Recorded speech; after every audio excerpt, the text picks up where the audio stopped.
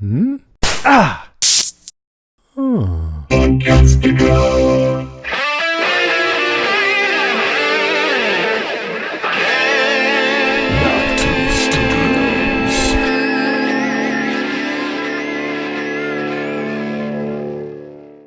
Today's podcast is brought to you by Audible. Get a free audiobook download and 30-day free trial at audibletrial.com/GOM.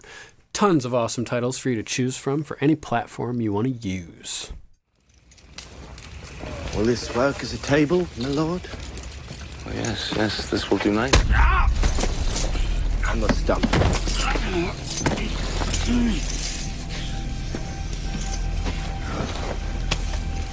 You think you're the smartest man there is? That everyone alive has to bow and scrape and lick your boots. My father. And if you get in any trouble, all you've got to do is say, my father. And that's it. All your troubles are gone. Have you got something to say? Careful. You don't want to say the wrong thing. You're nothing without your daddy. And your daddy ain't here. Never forget that. Yeah, this should help you remember.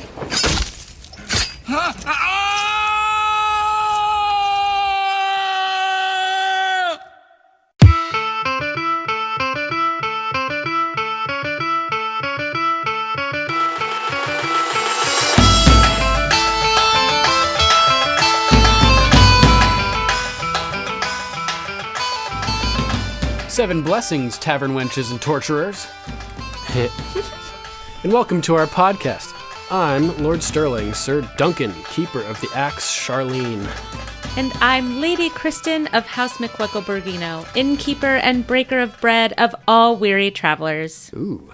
And this is Game of Microphones, episode 65. On this episode of our series, Rewatch, we're covering Game of Thrones Season 3, Episode 3, Walk of Punishment. And for anybody who's not already aware, this is a spoiler-filled podcast from the perspective of someone who's current on the series up until the end of Season 7. So, if you haven't gotten to that point yet, there's still time for you to go get hunted by a deranged bastard so you don't have to be spoiled. Sorry, that made me happy. Warning. Spoiler alert. Spoiler alert. How's your week? It was mathy. How about you? It was traveler-y. I'm in Calculus 3, just for anybody who's wondering. So I'm working a lot on line integrals and vector calculus and vector fields and gradient fields and everything. So yeah, it's fun. Wow. Yeah. That sounds horrible. It's not all that horrible. It's pretty interesting. It's crazy the way numbers work together. Yeah, I'm not that girl. So how'd you like this episode? How'd I like the episode? Yeah, I loved it. Nice. I loved it though because I love what's coming next. Oh, and right. Like, yeah. I get really, Fire and really blood. excited when I think about Season 3 and like we're kind of getting into, into the meat of the season. And so this was kind of like a good, like when it was over, it took everything in me not to press play next. I just wanted to watch the next one really quickly. Yeah, you just want to see the Dracarys. I do. I want to watch that. And, well, we'll talk about it next week because that's not this week. So, do you want to start off this week, Sir Duncan? I shall. Cool, man. My number 5 is Pod's Delight. You know, I don't have this in my top 5 because I knew somehow we would be talking about it. So. Definitely. Yeah, I figured. So, cuts to a scene in Littlefinger's brothel where Pod is retrieving the royal ledgers from beneath the floor, which I thought was funny. And Tyrion is surprised that that's where he keeps the royal ledgers. And Baelish is surprised that he's surprised. And that reminded me of not knowing if you guys know that they know that I know, etc. So that was pretty funny. I thought it was cool. Baelish says, this is the safest place in the city, and Tyrion says, not for bastards. Not safe for bastards. Yeah, with that horrible incident from season 1 that we all remember. Still fresh in our minds from the rewatch. So that was a horrible little nod to that. It also, it's Tyrion saying, I know what a fuck you are. Right. Yeah. You're hiding these in a brothel. Yeah. Because it fits in with you perfectly, slimy man. Yes. Totally. So I have written my notes at that point. Pod kicks ass because he's like wheeling all the ledgers away, and he's just super cool about it all. I'll be right there in a moment, my lord. Yes, my lord. Like so proper about everything. He's just like the perfect servant. So it was a great way to lead into his reward because he's doing such a good job, and you like him at this point. Well, what's cool is that he doesn't do it. It doesn't seem like he does it for anything other than he actually just likes to serve others. Yeah, and Tyrion like too. I think he likes Tyrion. I think he likes just like serve others too. I think. Yeah, I think you're right too because he like latches onto Brienne immediately as well. He's just happy I meant to the be women. around. Oh, I think the women didn't have to do a lot of work. Yeah. So funny, man. So great. I thought this was interesting too because we get a little scene with between Baelish and Tyrion, and Baelish says to him, "I owe you a significant debt. Our red-headed friend. You secured her release when the queen detained her." And I was like, "Ooh, Littlefinger's in Tyrion's debt." So that was interesting. And then Tyrion asks for any advice on how to operate in this new position as Master of Coin, and Baelish responds, "Keep a low profile." Tyrion says, if I had a dragon for every time somebody said that, I'd be richer than you are. Well, you are richer than I am. Good point. So that's great. And he goes on to say that he's intimidated by all the process of becoming the Master of Coin and having to deal with this. And Baelish is like, they're only numbers on paper. Once you understand that, it's easy to make them behave. Trivial, even. Thought that was pretty funny. I think it was really telling of his character. How so? Well, because I don't think he doesn't. I mean, it's very clearly we find out in the rest of the episode that he doesn't respect anything. He doesn't respect people. He doesn't respect money. He doesn't respect his whores. He doesn't. I hate, And for him to say, "Listen, you could do anything to make the numbers look good on paper," like. The sky's the limit. Like, he's basically telling Tyrion, like, this is not hard because nothing here is real. Yeah, basically. Just like Littlefinger. They're just numbers. They don't mean anything, yeah. Well, just he's like not Bronn real. Says. Oh, yeah, true. So I just thought it was really telling of Littlefinger. Like, Personally, I think he was happy to get rid of Master of Coin. He was like, give this to anyone but me. He's already got all the money he needs from that position, loading his pockets. 2 titles now. Yeah, titles seem to breed titles, don't they? God, I hate him. I thought that was a great line, though. I love him so much. Yeah. I hate him. I hate him. I love him. I hate him, but I love him so much. It's great.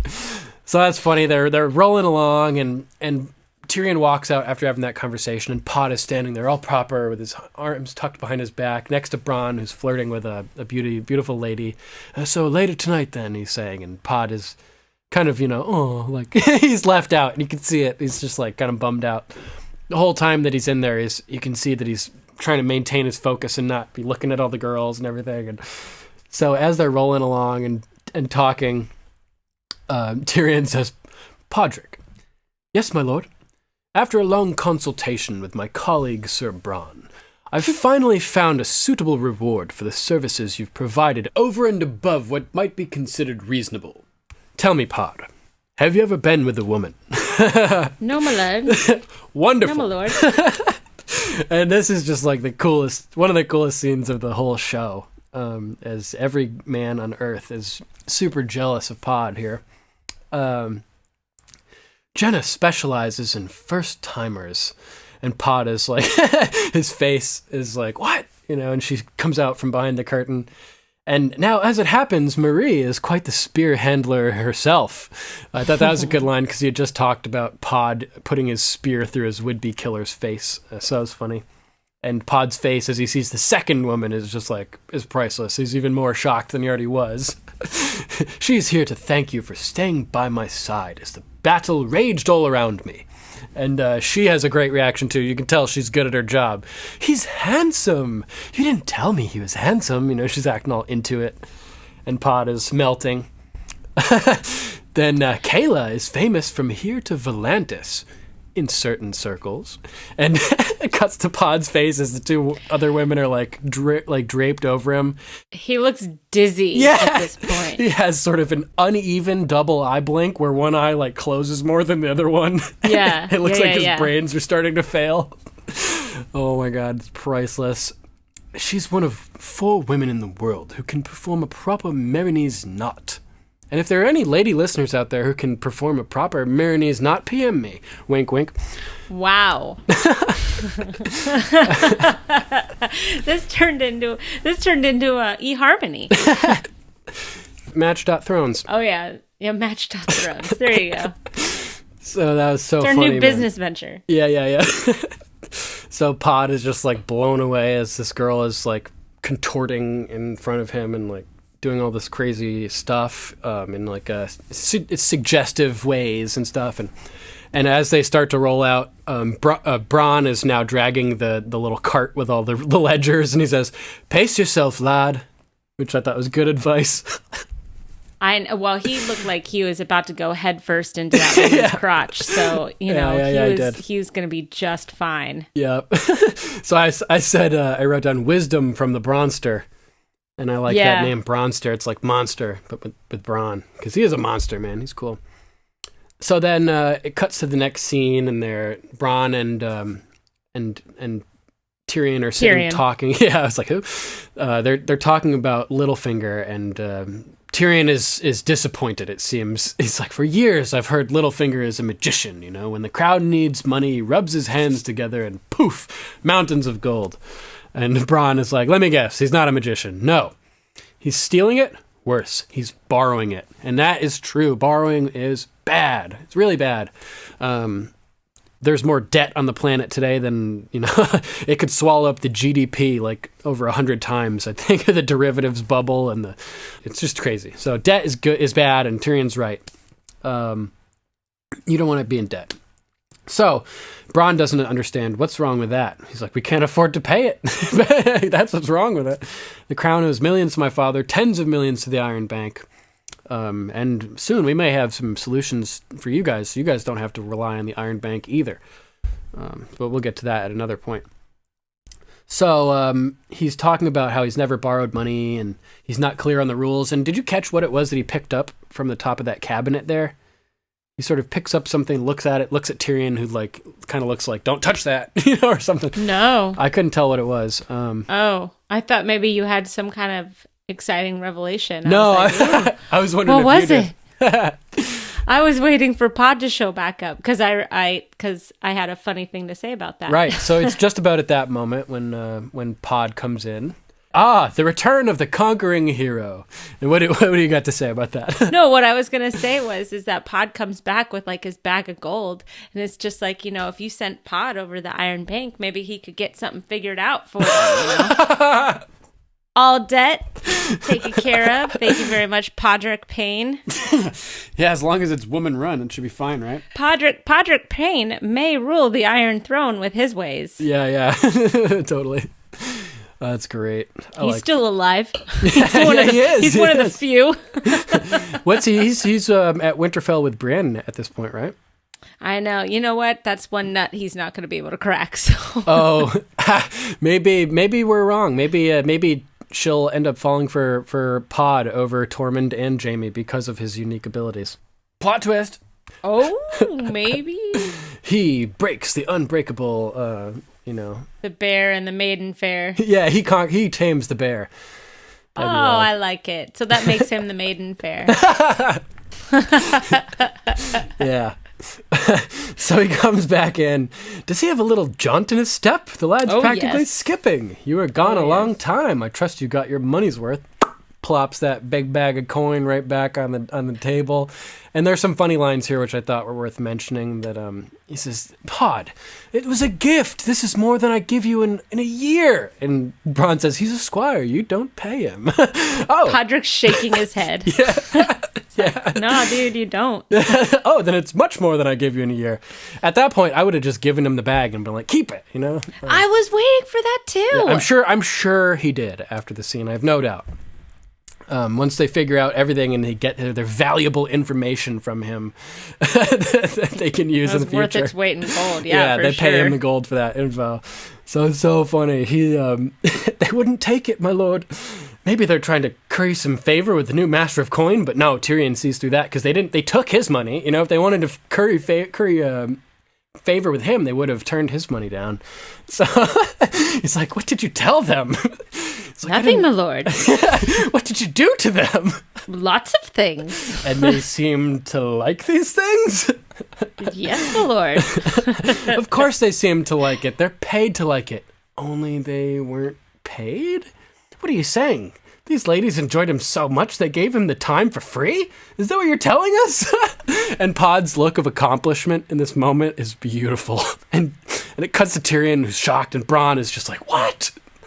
They like give him his chair. They give him wine. They're just they become both, like women. They're like, "We need all the details and we need them right now." They both immediately stand up, and Tyrion's like, "Sit down, Podrick. We needed to talk. We need details." Copious details. Bronn grabs the chair, grabs Pod, smacks him on the shoulder, drags him over, sits him down, and then like Pod is just like, "What?" Like sort of out of his element, and he like glances around, and he looks clueless, but also like the smartest person in the world. At that moment. So I just thought this is a great scene. So many ways. Pod's awesome. Well, it's great because every single time Bronn sees Pod now, he always mentions it. And it makes Pod uncomfortable. When they're reunited in season 7, I believe, he grabs him by the cock, right? Yeah. Boom, there's that famous cock I haven't seen in so long. "How you doing, buddy?" He sneak attacks him. Them together. Yeah, I like that. He like the way before he punches him in the dick or whatever, he like sneak attacks him and grabs him from behind and pretends like he's attacking him.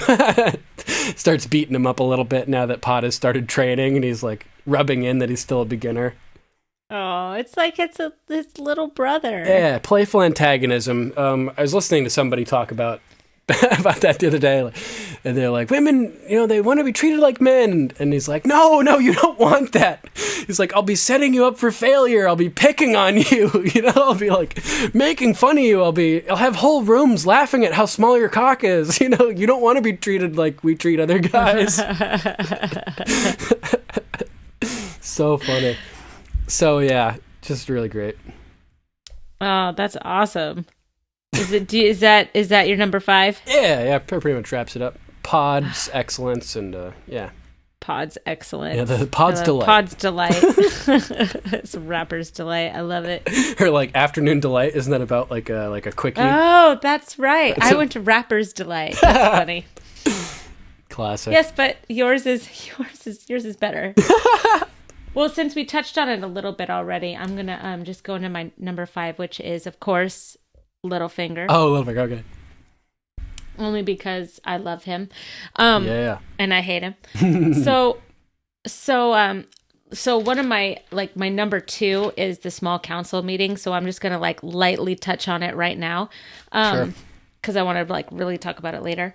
But, what's interesting is that Littlefinger did not use his Littlefinger voice very much in this episode. Like, when he was speaking to Tywin in the small council meeting, he did that really weird thing. He does it from time to time. I don't know if you've noticed it, where he talks and his chin goes up and he like overemphasizes his words, almost like like he looks like a bobblehead almost. Huh. And I'm just like, he's like over enunciating. It's really strange. I'll have to go back and check.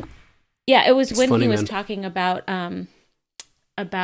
being betrothed to Liza. Right. And he's getting all cocky because he's like, she's always been interested in me. Ugh, gross. And so he seriously. But he's starting to collect his power. He's now Lord of Harrenhal. He's about to be Lord of the Vale. And it's funny when he's made Master of Coin, he not only does he not seem surprised, or when he's about to let go of Master of Coin, not only is he not surprised, but he seems like really excited about this. Enthusiastic, yeah. And I think it's because the fact that Tywin is giving it to Tyrion, Tywin doesn't think much of Master of Coin, and maybe Littlefinger is thinking that he's raising in status higher than the family members now because he's been relieved of the lower position. And so, you know, we know in the great scheme of things with Littlefinger is that his whole agenda is to ultimately empower Littlefinger. right, is ultimately to be in ultimate power, right? Right. And so he wants that absolute power. This is a major step for him and his, you know, secret agenda.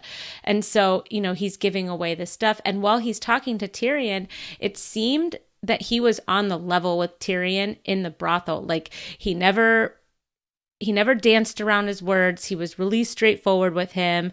He used his regular voice. He didn't use his slimy, snaky voice. And I think it was just like he knew that Tyrion was going to see everything that he's been trying to hide. So why hide it at this point? True. It's not even his he was very on the responsibility level with him. anymore. Yeah, I mean, it was like one of those honest conversations because he knows. I think that it ultimately like totally didn't matter. Yeah. It's like, I'm about to be out of this bitch. Yeah, it's like, you know, when presidents are done being president. They're just like, here's everything. Take it. I'm out. Peace. Yeah, exactly. I've got enough white hair already. I know. I'm going to go dig myself an early grave. I'm out of here. You know? So anyways, I just thought that was just kind of interesting. We see Littlefinger gets a little higher in status. He lets go. He's ultimately, this is his exit of the small council, isn't it? I believe if he's not Master of Coin anymore and right. he's just a lord, then he's not in the small council anymore. He serves no purpose other than to just be maybe an advisor, but I don't know. Unless there's like a training period. Didn't seem like it though. Tyrion was just like, any advice? Well, I mean, he didn't have any information on Jaime, so Tywin is like, well, okay, go to the Vale and be of service there later. I don't know. So anyways, that's it. Just Littlefinger. All right. So what's your number 4? Let's see. My number 4, I will say, is the floppy fish. I love that. Yeah, we got the black fish too. So we have both fishes, black and floppy. Oh, that floppy fish. I hate him. He's so funny. For anybody who doesn't understand the floppy fish reference, it's a book detail that is pretty hilarious. There's a singer who had written a song about Edmure, called it something about the floppy fish. So you'll have to read it to really understand, but I'm sure you can sort of imagine what that's insinuating. So they're sitting there and they're preparing. They're doing Hoster Tully his funeral, and they Robb and the Blackfish step out into the river and push the boat out into the distance. And Edmure steps up, and this is all in silence. There's no dialogue, which is pretty cool. Edmure steps up and grabs an arrow, sets it on fire, cocks it back, and you can see his arms are like not very stable, and he's like kind of like all over the place, and shoots it. It's short. Gives it 3 tries, can't hit the freaking thing.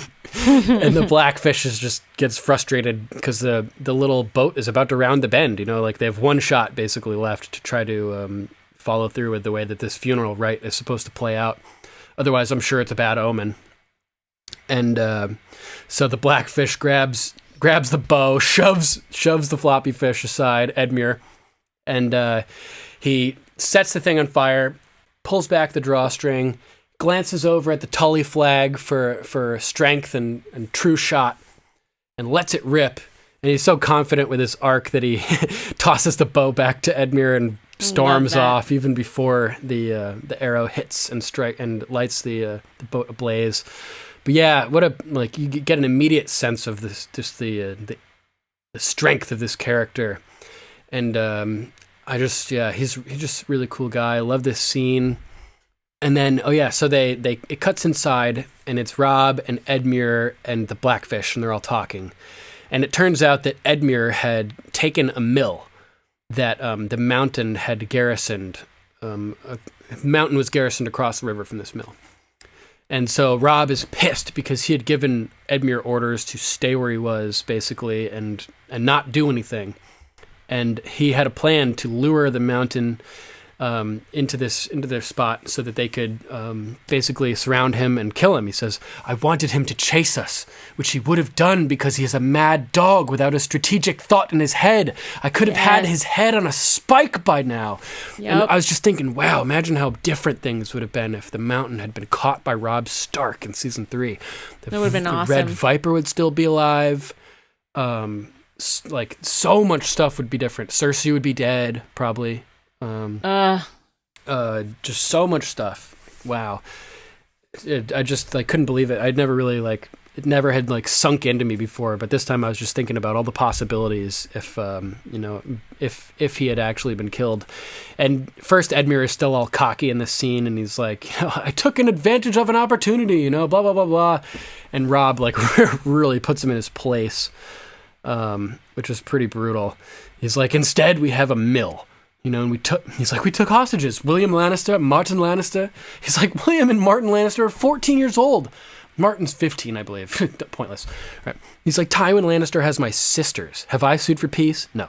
You think he'll sue for peace because we have his father's brother's great-grandsons? He hasn't sued for peace yet. Yeah. And Edmure's like, no. How many men did you lose? 208. But for every man we lost, the Lannisters... We need more men than Tywin. We need our men more than Tywin needs his. And Robb kind of loses his shit at this point.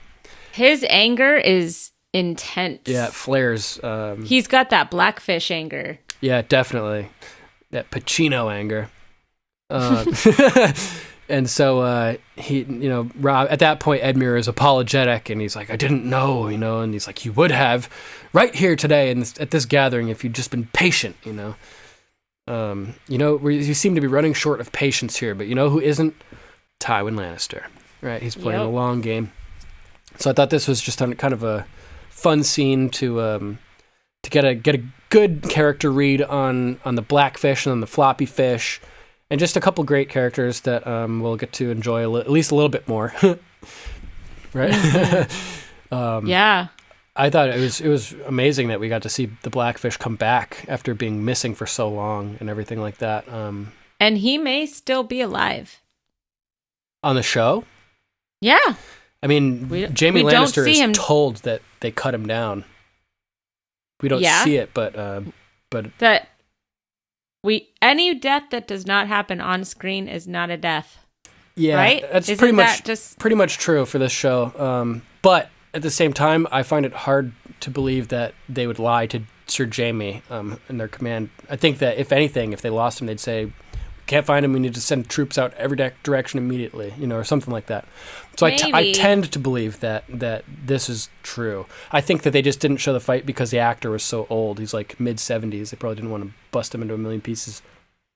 You know who could have done that really well? Liam Neeson. How old is he? I think he's about 70. Put me in the ring with Liam Neeson. Okay. He'll cut you down very quickly, buddy. No way. Yes, way. Have you seen Taken? I actually have not, but I would fight Liam Neeson. We're going to take tickets for this. This is going to be our new fundraising. Yeah. Our new fundraising effort. In the left corner, it's Sir Duncan. Oh my gosh. Oh, I love that. I just want to walk around with the little round numbers, with the little plaques that say what round it is, the girls? like in boxing. Yeah. Yeah. Fuck it. Give me a blindfold. I don't care.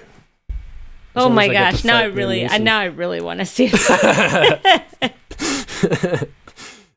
You got a lot of confidence there, buddy. He's not really tough. It's acting.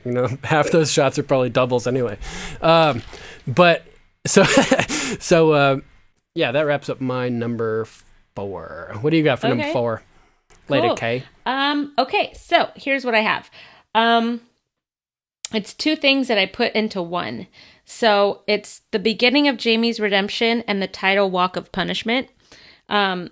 It was my 4 and 5, and I kind of put it together as my number 4 because I think the Walk of Punishment in this episode, which is the title of the episode, is Jaime. I think that, that walk that he does from just being tied to that tree over to that tree stump, that is his walk of punishment. He got too cocky, he got too arrogant, and he did not know the crazy he was dealing with. Yeah. And I mean, who did, right? I mean, I remember the first time I read and the first time I saw it. It was shocking. Even when I knew what was going to happen, it was still shocking. Yeah. Oh my God. And you're sitting there and you're like, they cut off his hand. You just kind of can't believe what's happening in front of you. That's like taking like a prized racehorse and just like smashing its leg with a baseball bat or something. Like, yes. Like that's like the most horrible thing you could Locke imagine. Tanya Harding'd him. Yeah, basically. Yeah, that's fucked up. Good call there. So what's funny is that, a lot of people say that this is kind of the beginning of Jaime's redemption arc when his hand gets chopped off. But I would go as far to say that the beginning of his redemption arc is probably when he saved Brienne. In the pit? No. Oh, you mean when he saved her from rape? Saved her from being raped. Right. Because just a few episodes ago, I mean, it wasn't that long ago that he killed his own cousin to escape Robb's camp. Right. And so here we are now. He's with a woman that has basically held him tied up, to chains and a tree, and keeps calling him the Kingslayer and has given him no respect, and he sees that this woman who I think he's kind of grown a respect for over their travels so far. He recognizes. They just had that conversation Absolutely. where she was like, I'm still a woman and I beat you. He's like, I've been locked up, everything. And she's rubs it in. Like, I've been hearing about this amazing fighter, Jaime Lannister, the best swordsman in Westeros. And you were slower than I thought. You were more predictable than I imagined. And she like, yeah. She says to him, oh shoot, where is it? Because it's such a great line. It's, oh, come on, Kristen. Where is it? There it is. Maybe people love to overpraise a famous name. Yeah. And I thought that was really good. Shut up. But what's funny is that Jaime's trying to say, like, just let them do what they're going to do to you. I'm what they want. They're gonna kill you if you don't let them like take you or whatever. Yeah. And she goes, I'll let them kill me before I let them take me. And like, he says, you know what? If I were a woman, I would do the same thing. I'd make them kill me, yeah. Yeah. So they related when in that he moment. sees exactly, and then he sees that it's actually happening, and she is fighting. She's fighting, living up to her claims. Exactly. So he saves her. He doesn't have to save her. It would have been easier for him not to save her. It would have been easy to throw her to the side. He's had several opportunities to do that. Or he will ultimately have several opportunities to do that, and he never does. I think Brienne completely changes him. I agree. I think that you're 100% right. I also believe that the moment that he stepped up to save her is the beginning of the Jaime redemption arc. He puts himself in the line of fire, draws attention to himself to save her, which results in his disfiguration. And at that moment, that's probably that's the hand that slayed the king. That's the hand that pushed Bran from the tower. The removal of that hand symbolizes the death of the Kingslayer and the rebirth of Jaime. Oh, that is so good. That is so good. And yeah, when they get to the bathhouse and they're in the water and she calls him Kingslayer and he's like, no. Right as he's passing out, it's Jaime. That is his best scene. That is his best scene in the series. Yeah, is him in the bathhouse with Brienne. Did he win an award for that? I mean, he did. If he didn't, he was robbed. Yeah, it was brutal. Like laying it all on the line. Oh, I can't wait to see that too. Yeah, see, there's so much good coming up. I know this is a really good season. So yeah, you're 100% right. This is the moment that begins the Jaime redemption arc. Yeah, and I think that it ties into the title of the episode, Walk of Punishment, because he's about to go, I mean, as we know, he's about to just go into self-pity and suicidal thoughts, and basically he thinks he's worthless. And who helps him get back to any type of self-worth? Brienne. Yep. Brienne is the one, you know? She turns him, she builds him up when he's broken. She is everything Cersei never was to him. Right. Everything. Cersei encourages him to be a bad person. Never helps him, even when he's back in King's Landing. So selfish. So selfish. self-serving. She doesn't care about All him. about her. I don't even think she knows him as a person. Yeah. You know? Brienne she just projects herself onto him, basically. Brienne sees through all of that and sees who Jaime really is. And Jaime, because Jaime and Tyrion are related, they're brothers. Tyrion has a good heart. Jaime has a good heart. You know, Cersei has a black darkness to her, you know? Yeah. Much like Tywin, right? I agree. I think that Jaime does have a good heart. He's just been thrust into scenarios where he's been, had to make impossible decisions, and then due to the fallout of not being able to tell the truth about, the major decision, killing the king, he's become cynical as a result of the way that people treat him. He's we like, had I to wear saved that you. like armor, right? Yeah, and exactly. He wore it like armor, and he also, like I said, it made him cynical, and it's caused him to be like kind of an asshole. Yes, absolutely. Yes, definitely. Yeah. Definitely. This is the moment. I think this parallels the Theon arc as well, the Reek thing. They're both sort of irredeemable, like bad dudes who are just dicks, and then they're both disfigured and lose the one piece of them that they treasure the most. Okay. Jaime, his hand is what defines him. Theon is known for his cock, he's cocksure. Like he's all about his dick. Like that's that's what Theon is. He's a captive. He doesn't have like a position of power. He has what he's born with that makes him special. They both lose them. They're both humbled by that experience. It kills the old them, and they both have to forge a new version of themselves based on merit, as opposed to what they've been given or whatever. Yeah, it takes Theon a little longer, but yeah, definitely.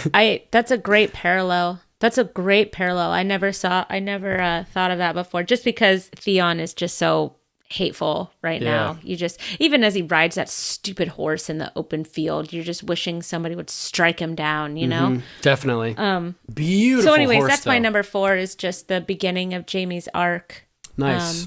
This is where we start to soften. We start to say, "Oh, Jaime, okay, you're all right. You're good. Yay, you." I'll piggyback on that a little bit. See if I can add anything. Because my number 3 is the Jaime redemption arc. Oh, perfect. Let's see.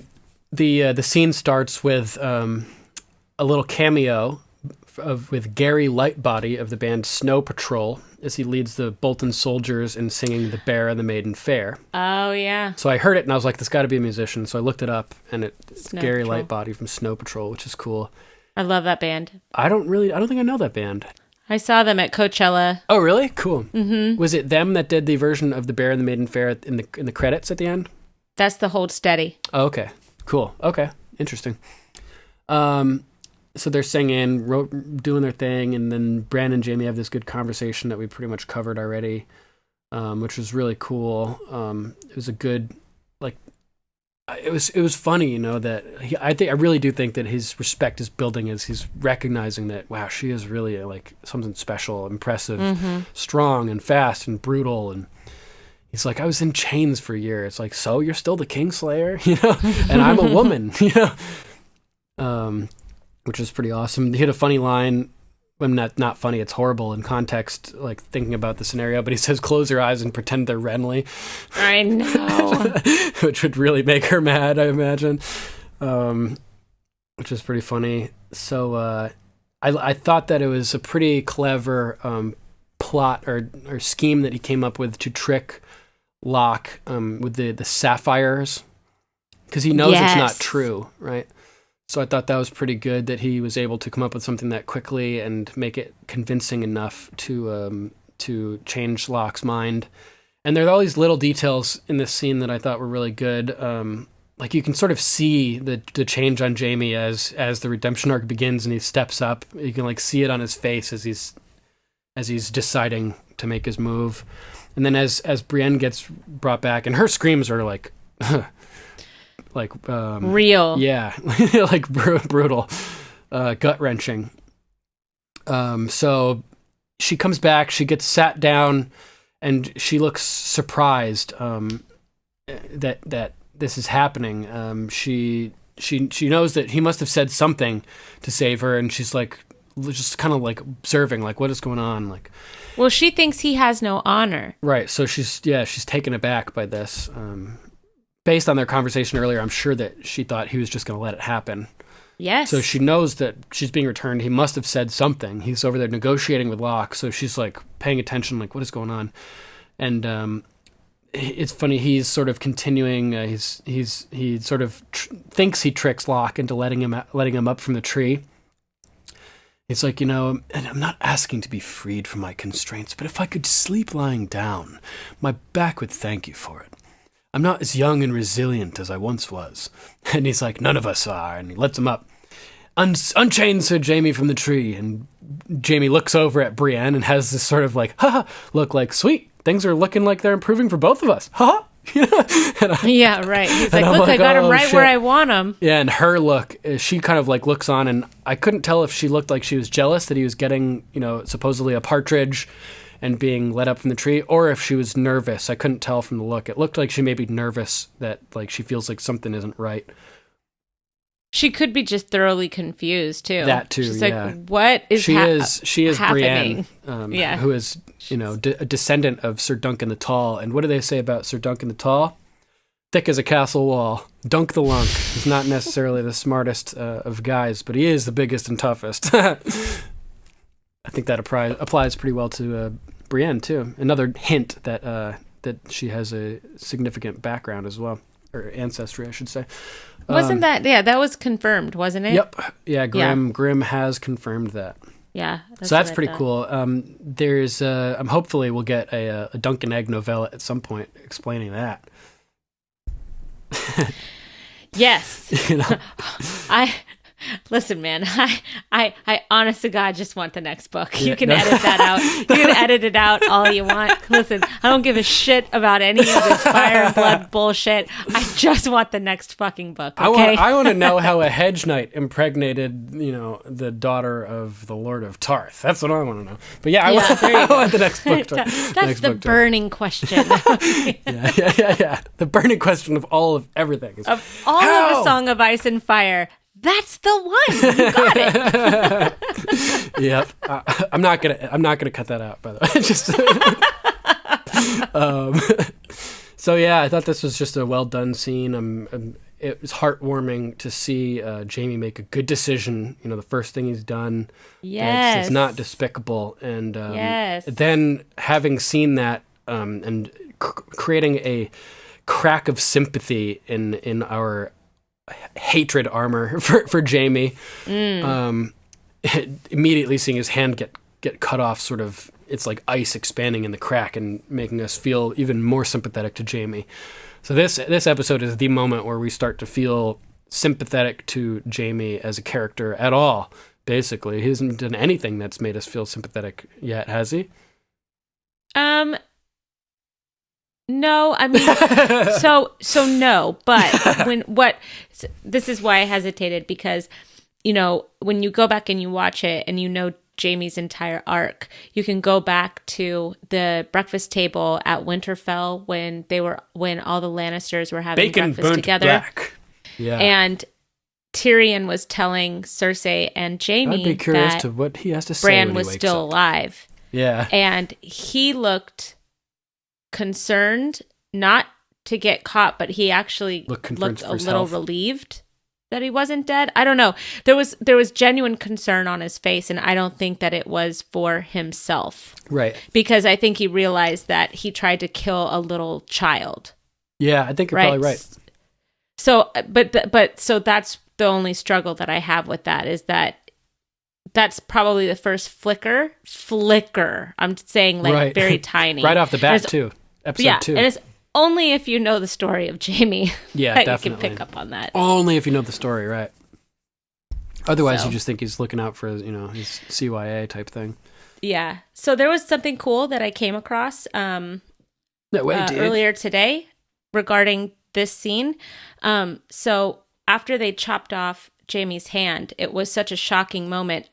David Benioff and D.B. Weiss were talking about it in the Inside the Episode featurette, and they said that they chose the song that they chose at the very end of the credits. They wanted it to be, but they chose that specific version of it by the Hold Steady because it was like this upbeat kind of rock song, and it totally jarred you from what had just happened, and they wanted you to stay with that jarring and shocking like feeling, and they didn't want to go into anything that was composed somber to like take you out of the episode. They wanted you to jar stay you in again. that heightened they wanted you to stay in that heightened sense because Conflicted. what just happened, they attributed Jaime losing his hand to as much as a shock factor as Ned getting killed.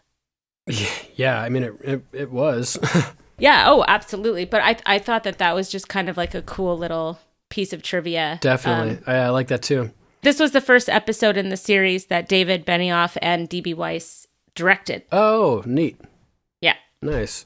I thought it was a good choice to do with something upbeat too. It just sometimes it fits to have that juxtaposition where something really bad happens and it's everything's happy, and it's also probably a good thing that his hand gets cut off because it propels him onto this redemption arc, and I think it's going to end up having good results for the kingdom. Like he's going to do something that will be good, right? So it's probably a good thing that this happened, and the music is like, yay, da da da da, Yeah, jazz hand or jazz hand. Jazz hands. No, just jazz hand, singular. This hot dog stand has no ketchup. Yeah, so that was pretty wild, crazy scene. Yeah, it wraps up my number 4 as well. Cool, man. I like it. How about your number 3? So my number 3 is Daenerys. Nice. It's Daenerys grows more confident in herself, right? We see her. First of all, we see Daenerys. She's walking along. I forget what it was called, but she's looking at the Walk of Punishment. And she's learning about it from Jorah and Barristan. And I don't know if you noticed this, but Jorah is talking a lot. In this scene, like he's nervous. Like Barristan sets him on edge, and he's like, just doing anything he can to like angle himself above Barristan. Still, yes. Oh, is it we already, Sir Barristan? But it's also, right. He's totally nervous about what does this mean for him because Barristan Selmy is Barristan Selmy. You know, and he probably knows the truth too. Right. Well, not only that, but, he used to serve her father. He's got a rich history with the Targaryens. He's got a lot of intel on the current monarch or king, I guess, of what's going on. And so it's just really funny because he's just like it's like you can tell. Okay, well, when Jorah's nervous, he talks. It's so funny. And so when you're listening to Barristan talk to Daenerys about when he served the Targaryens, you can tell that there was an immense love for Rhaegar. And I thought that was really important to emphasize that not all the Targaryens from the previous dynasty was bad. Yeah, it's like they say that's like every time a Targaryen is born, it's like flipping a coin. Right. 50-50 odds. It could be like either the best of men or the worst of men. But I also think that it's important for Daenerys to know that she's not going back to Westeros with only the Mad King in the backs of everybody's That's minds. A good point, too, that there were Targaryens that were loved, that people would fight for. And Rhaegar was one of them. And, he's known as the last dragon. And I just love that line when she said he was not the last dragon. Yes. Like, booyah, bitches, Goosebumps. that's right. Mm-hmm. Yeah. Awesome. She had 2 excellent moments. in this episode. I just love her so much. This was a great episode for her. She was very close to being my number one.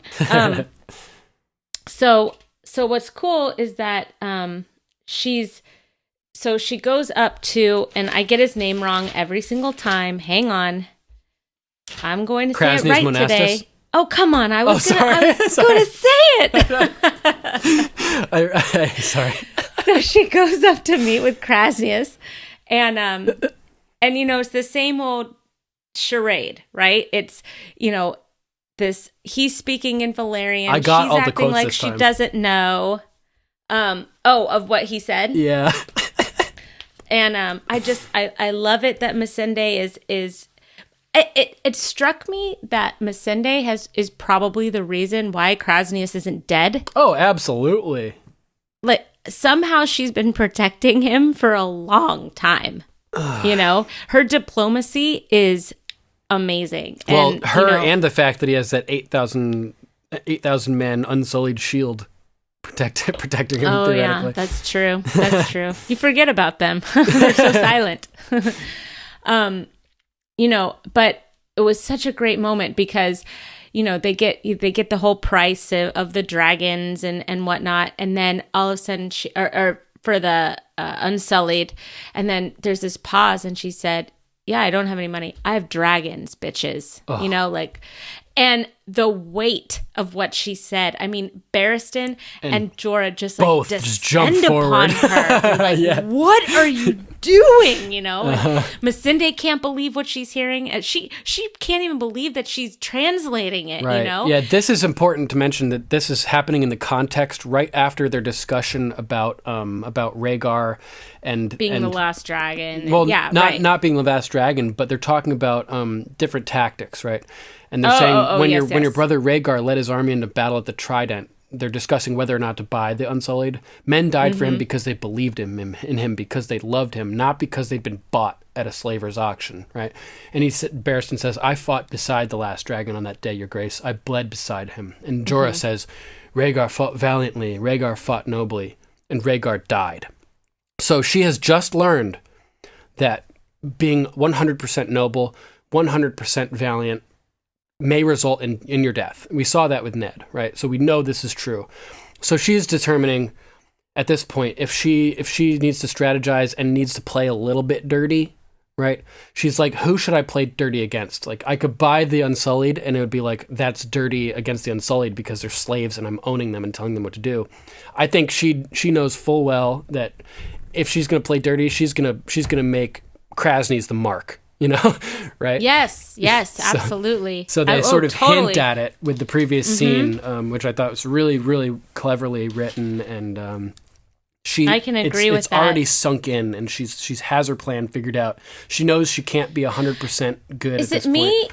Is it me, or does she look like she's forming it in her head as it's happening? Moment? Yeah, she's looking around and she's seeing the collars she sees around all the everyone. People looking down. Right, she sees. I think you're right. What's happening behind the scenes of this deal that's being made, and I think she knows that she does have the upper hand. She has the dragons. She's been training the dragons. The dragons are getting bigger. We know this. We've seen them on the ship. We've seen that they can get their own food. They can fire their own food. That right. We know that they follow commands. We saw at the house. They've laid the groundwork for us on this, for what's coming next episode, right? So big time. I want the biggest dragon, and she's like, done. Yes. I just remember when this happened, and dragons are no slaves. There's so many big moments that I think back to the first time I saw it, and I just remember thinking to myself, "What are you doing? Oh my gosh!" Just like Barristan and Jorah. Right, exactly. Like you're on their side. You're like, you need to listen to your advisors. Yeah. But she takes Missende immediately. I love that too. How she was like, never question me in front of strangers again. Like never. That right, exactly. So that was my other thing, is that she leaves and we all love her, right? We all think that she's wonderful. She has this good heart. She has a soft spot for slaves. She wants to free people. She wants, you can tell that she wants to do things differently. But she's not somebody that you fuck with. Yeah. You know? Even and when she turns Viserys around, found that out. She's got that icy stare at both of them. You know, it's like she's scolding her children. She's like, if you ever do that in front of public to me again, I will ground you. Yeah. You know, Misa. that'll be the end of that. You know, she's but before that, when she's making the deal for Drogon for the Unsullied and she's taking Missandei, she's got that look on her face that she usually has when she knows what she's doing. Before she went into the pyre, she had that look on her face. This look of just like blank, like pure, like confidence, no question, like it's like she had that again during this scene. Like you could tell, especially when she says, "I want Missandei too." Like you can tell that like something is afoot. Like she's 100% confident at this point. She's making demands. She's in total control. She knows she knows that she has him by offering the dragons. She's roped him in, and he thinks that he has her roped in. And she right? it's true. Like she isn't even really deceiving him. You know, she's like, I'll hand over the dragon if you can control him. Fine, you know. But a dragon's no slave. You know, we made this honest deal. But if you can't control him, that's your fault, buddy. You know, sucks for you, buddy. Dracarys, a dragon is no slave, man. You're used to dealing in slaves. Welcome to reality. So as they're walking away, as Missandei and Daenerys are walking away, you know, she's still talking very formally with her, trying to get information. I think probably because she's like, because if Missandei had a family, she would tell Missandei, go be with your family. Or at least give her the option, you know. Mm-hmm. But then she says, but then Missandei, what does she say? She says, Valar Morghulis. And Daenerys, who nobody knows that she knows any Valyrian. Any at all. Says, yes, all men must die, but we are not men. So there's my gosh, yes. I love her so much. I know, I knew you were gonna like love that part. So, but Missandei, I don't like. She gets this look on her face. She stops. It stops her dead in her tracks.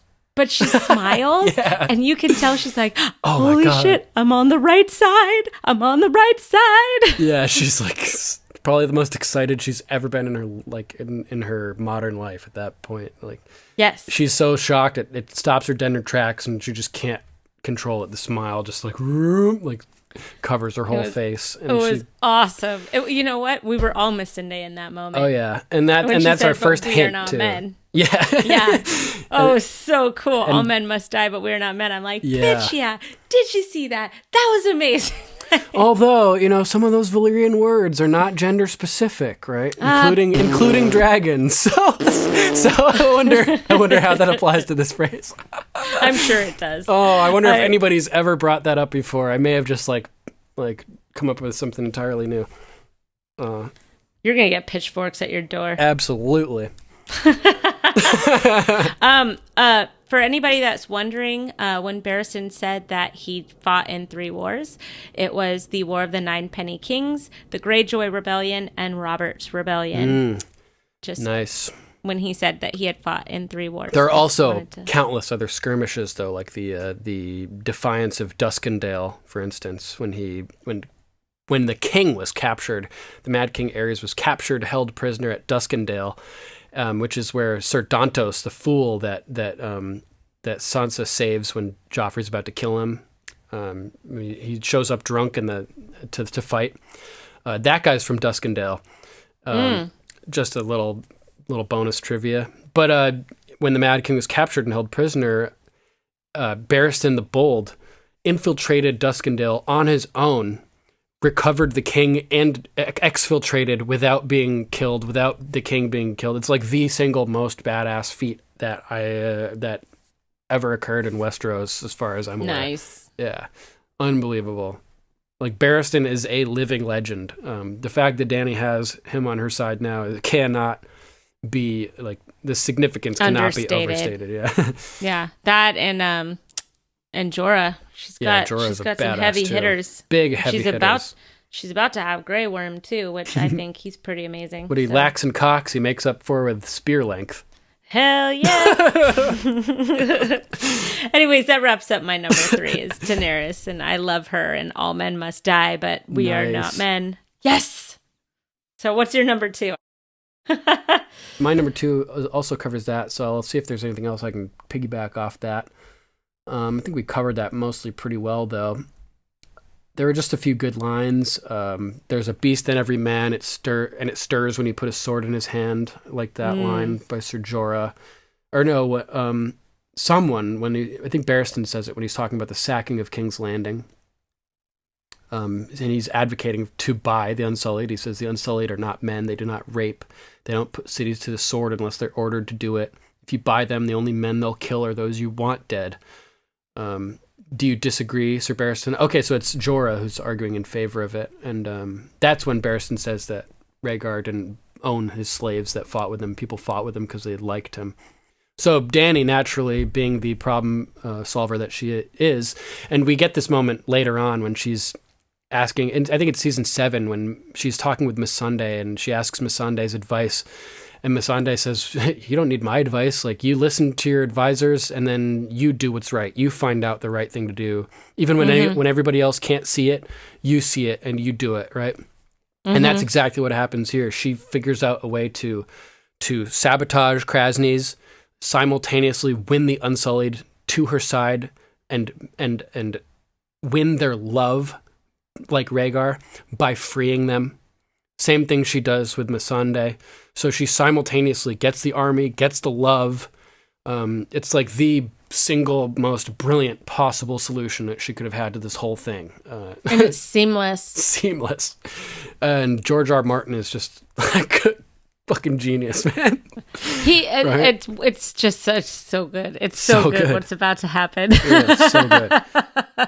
Oh, man, so good. Yeah, so I fought beside the last dragon on that day, your grace. I bled beside him. Rhaegar fought valiantly, Rhaegar fought nobly, and Rhaegar died. Did you know him well, Sir Barristan? I did, your grace. Finest man I ever met. I wish I had known him. But he was not the last dragon. Yeah. So epic. Krasnyz had some great lines too. The slut thinks she can flash her tits and make us give her whatever she wants. It's funny. It's funny because she's not flashing anything, and the woman that's standing right next to him has been dressed in a way that, basically shows who Krasnyz is. Yeah, he continues to just objectify and demean her. He's like, oh, her ship will buy 100 Unsullied, no more. And this because I like the curve of her ass. Such a scumbag. It's so funny that she can understand everything. Oh, man, it's so great. Just that whole element is brilliant. And she keeps it blank, yeah. Yeah, she holds her poker face beautifully. Just a great scene. Their whole interactions are really funny. I like that she, during that conversation with Missandei, she's like, listen, you know that I'm taking you to war. You may go hungry, you may fall sick, you may be killed. And that's when she responds, Valar Morghulis. That's so fucking hardcore, man. Yeah, Missandei proves that she's ready to do it too. She's like, nah, okay, she's let's right do this. there in Daznak's pit when they're surrounded by the Sons of the Harpy in season 5 too. Holding Daenerys' hand. Yeah, holding her hand, not backing down. Strength, like she is just the embodiment of strength. The bestest friend that Daenerys could ever have. Is that woman. Yep, beautiful. So yeah, great introduction with her. Just awesome. I called my number 3, the Missandei acquisition and trickery. I like it. So yeah, that pretty much wraps that up. I thought it was really good. I love it. Good job. Thanks. So my number 2? Mm-hmm. So my number 2 is the small council meeting. Nice. I love this small council meeting so much from beginning to end.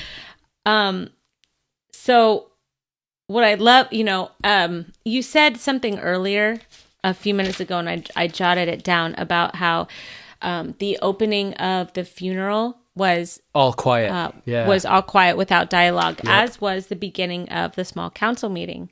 And it's so great because we get introduced to all the Tully characters very well without dialogue. And I think that we get a really good sense of everybody, kind of the personalities and the power struggle in the small council in the first, 90 seconds of this scene just by playing musical chairs. Yeah, give us a breakdown. So, you have all three advisors with three different agendas, and none of them include locating Jaime, right? So we're going to go back to that in a second. So you have Littlefinger, Varys, and Pycelle, and they're all standing there. And it's very clear to me that Tywin has staged this, right? Oh, yeah. He's like, I want all the chairs on this side. I'm going to stand here looking like a dick, and I'm going to see what everybody does, right? He has it was 5 chairs. It's a very interesting choice of how to get this grasp of everybody and see their personalities by this specific tactic. It's interesting. Brilliant. I thought it was very, very, very smart on Tywin's part. So, what does Littlefinger does what we all knew Littlefinger was going to be, and he basically stepped on and pushed everybody out of the way to get to be first chair. Yeah. Totally. And when he sits down, nobody's surprised that happened. Like Varys is rolling his eyes. Like sort of glance back and forth, figures. Pycelle's just going, "Yep, that seems right." Mm-hmm. And Varys, he didn't. I just don't even think he gives a shit about Littlefinger, but I don't think he wanted to be outwalked by Maester Pycelle. Right. And like you learned in that bonus scene with Pycelle and Tywin, Pycelle is just happy to be there. He doesn't want to stick his, the flower that grows the fastest gets cut down first, right? As he says. Right. So he feigns weakness and oldness so he doesn't stick his head up too high and get chopped down, Yeah, right. So, and yeah, it's just great. It totally shows the personalities of all these guys. So the best part about this is that, so the 3 knuckleheads all sit down and in comes the powerhouses, right? So you have Cersei, and Cersei does exactly what we expect Cersei to do. She picks up the fucking chair and she just very quietly, mind you, places it next to Tywin and sits down. She's like, I'm not playing these fucking games. I'm sitting next to my dad. But it wasn't even like, it was like the chair was always there. Yeah, it was exactly. so quiet. It was like, oh, that chair was definitely misplaced. Yep, that's where it goes, And it also just shows her how she doesn't follow the rules. She won't play. She takes the chair and moves it. She's like, fuck your system. I'm rearranging this the way I want it. But she does it quietly. Everything she does is quiet. Super quiet. She never speaks above a whisper. Yeah, for the most part. I mean, and it's just crazy. Even in the fact that she carries a chair to the other side of the table is quiet. It's she could do it without anybody noticing if everybody wasn't looking at her, And then you have Tyrion, and Tyrion is he's so amused by what's happening. He has nothing but amusement on his face because he sees what's going on, and he's just like, fuck this. He doesn't want to play with the game. He doesn't want to play this game. He will not play.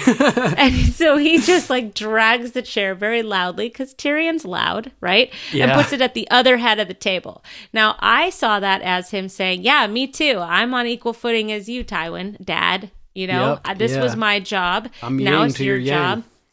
But I read analysis saying that they did that because it was Tyrion trying to stay as far away from his father as he possibly could while still being at the meeting. And I thought that was interesting. And it's also interesting, too, it foreshadows a face-off between the two of them as they're set up Duncan! across from each other. Duncan, you win. That was awesome. Sorry, that was fantastic. Victory is mine! So now everybody's finally seated. 10 minutes later, everybody's seated, right? And I love it that Tyrion's the one that opens the meeting. He's like, love what you did here. Love Intimate. What you've done with the place, lovely table. Right. Exactly. The funny thing, too, is he drags a chair all the way around, squeaking the whole time. Yeah. And then he hops up onto it and squeaks it one more little time. that one little extra squeak is what makes it. I totally agree. I totally agree. So what is Tywin's first thought is Jaime. Where's Jaime? Anybody know where Jaime is? Jaime? What Anybody? news of Jaime? Jaime? That reminds me of the Joker when he's like, I just have one question for you. Where is Harvey Dent? Anybody seen Harvey? You know where he is. You know who Harvey is. And 20,000 unwashed Northerners have known about his escape for weeks. Collectively, you control more spies and informants than the rest of the world combined. not one person even looks in his eyes. What? Not one person looks in his eyes. Oh, Even interesting. Cersei's looking at the ground. You know? As Cersei's. Well, yeah, you don't get this type of like thing from watching the show, but they repeatedly describe Tywin's eyes in the books as being like bright green with flecks of gold, and they're like just very intimidating. So yeah, it makes sense. Nobody's looking at him except Tyrion, who doesn't give a fuck. So I wrote something down here. I said all 3 advisors have different agendas, and none of them include locating Jaime. Yeah. Littlefinger and Varys need the war to continue. Bringing Jaime back does nothing to progress this. It could be why Littlefinger didn't mention that he saw Arya, because her presence could have evened a trade between the Starks and the Lannisters, and that could have edged out Littlefinger's agenda, because that could have possibly ended a war or brokered a peace, and he needs them to be at odds with each other. So that's why he didn't mention it at Harrenhal, you mean? It's like a thought in the back of my head. Yeah, it's entirely possible. Right. So That's Varys awesome. needs the war to continue. And here's, if he is what he's saying, he's for the realm. If he is now trying to work for Daenerys' side by being on the small council and trying to get her here, he needs the war. This is all ifs, right? He needs the war to continue for his benefit, because if he's waiting for Daenerys and the dragons, the war needs to continue until she's ready to cross into Westeros. Having Jaime could start the process of things settling down. And if everybody's happy in Westeros and everything is, working out between, the 7 kingdoms, then Daenerys coming with her dragons isn't really going to serve any purpose for the people. If he's for the people, right? Right. And if he hears about Daenerys, who is supposed to be for the people, and she's already trying to free people. I mean, I'm sure that if he has spies, he's already heard about what happened in Karth, right? Yeah. Because what she did was pretty intense there. And we know that Jorah sent a message from Karth as well. Right. So now we have what's going on in Astapor, and he's going to find out very soon about Daenerys freeing Astapor. Right? So that could be going along his agenda as well. Pycelle, I think, is just, sitting there happy to be alive. Yeah, he's just happy to be here. So I think that finding Jaime through the spy network that Tywin has created in the 3 knuckleheads, it serves no one's secret purpose or agenda, except right? his, yeah. Right, exactly, except for the Lannisters. Cersei is mad at Jaime, doesn't care to find him, I think, at this point. It's a great point. Really good point. I never even considered that whole angle. It's a really good point. So anyways, it's just funny to see all of this kind of play out and how the meeting kind of goes. We talked about earlier how Tyrion is now going to be Master of Coin. And Cersei's one line, she says, "I have no doubts that you will prove equal to the challenge," meaning it is a failed challenge, it is a lost challenge, and her brother is a failed and lost man. So she, in my opinion, was throwing him major shade right there by saying, "You're a fuck up, take the fucked up books and go on with your fucked up ways." Damn, that's brutal. Well, she's brutal. She's the worst. I think we all know that. Yeah, pretty much. So, it's just interesting because while Tywin is in ultimate power here, it seems that nobody's really working for him. Yeah. It's crazy. So, anyways, that's, and the whole time, the entire time, Varys just looks charmed by everybody. He's laughing at whatever. I don't know if you noticed this, but him and Tyrion shared Varys. Varys and Tyrion, shared a couple of glances at each other. Like they were amused by something, but he's looking at how people are sitting down and he's rolling his eyes and he's just smiling, and you can see that he's just like, oh my gosh, everybody's a fucking idiot. He always has these great expressions and reactions. He's one of the few characters that, like, no matter what's happening, he'll always be like giving some reaction to it. You can always count on Varys for absolutely. Like when Baelish is named Lord of Harrenhal and he's like, what the fuck? Like, I thought he was gonna vomit right there in the room. So funny. So yeah, his amusement during the entire scene I thought was really great, and he had a couple really good lines in there too. But anyways, that's my number 2, was just the brilliance from start to finish on that small council meeting. Really good scene. Lots of hidden meanings and like symbolism for things that are, shown but not stated. And it's really, really good scene. That's where Game of Thrones is really strong with these type of scenes with all sorts of layers of meaning, Mm-hmm. Love it. For you, the listeners of Game of Microphones, Audible is offering a free audiobook download with a free 30-day trial to give you the opportunity to check out their service. So we've been kind of pumping up Audible for a while, and I think even before we were affiliated with them, just because I really like them. Yeah, well, that's how a lot of people read their books now. Definitely. They don't read, they listen, and I think that listeners of podcasts are more inclined to listen to their books anyways. So it's a nice little marriage. Yeah, definitely. So right now, I just got the Boy on the Bridge by M.R. Carey. It is the prequel to the book Girl with All the Gifts.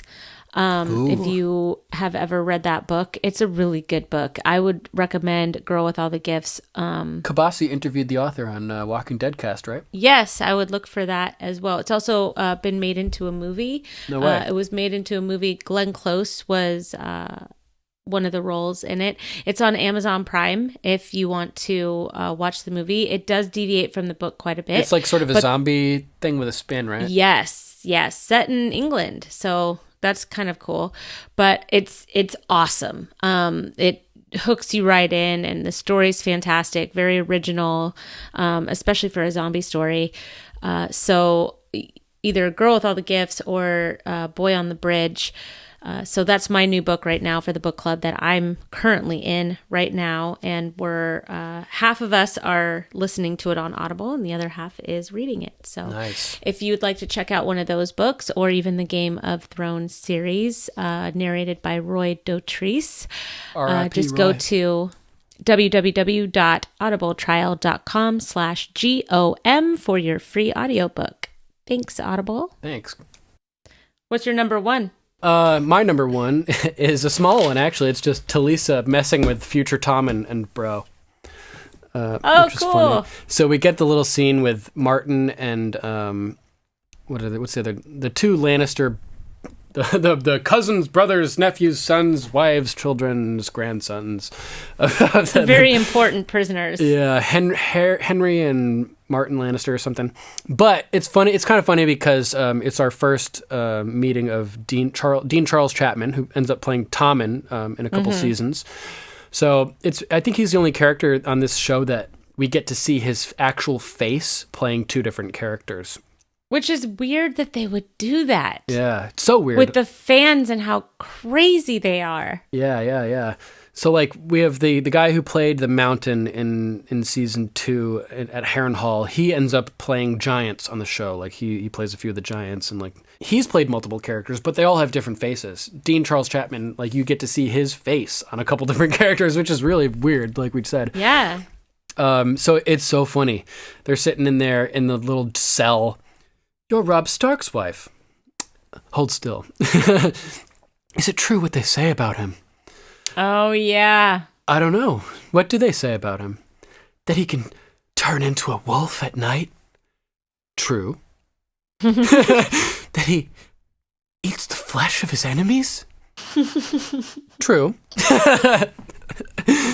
You're a Lannister, aren't you?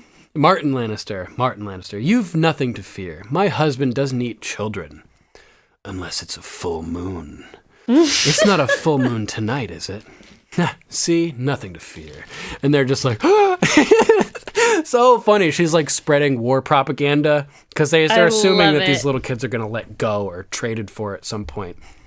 And they're going to be off back with the other camps, spreading the word of this inhuman beast wolf king that eats the flesh of his enemies and turns into a wolf himself at night. And that line is interesting because this may allude to the concept that Robb may be having wolf dreams.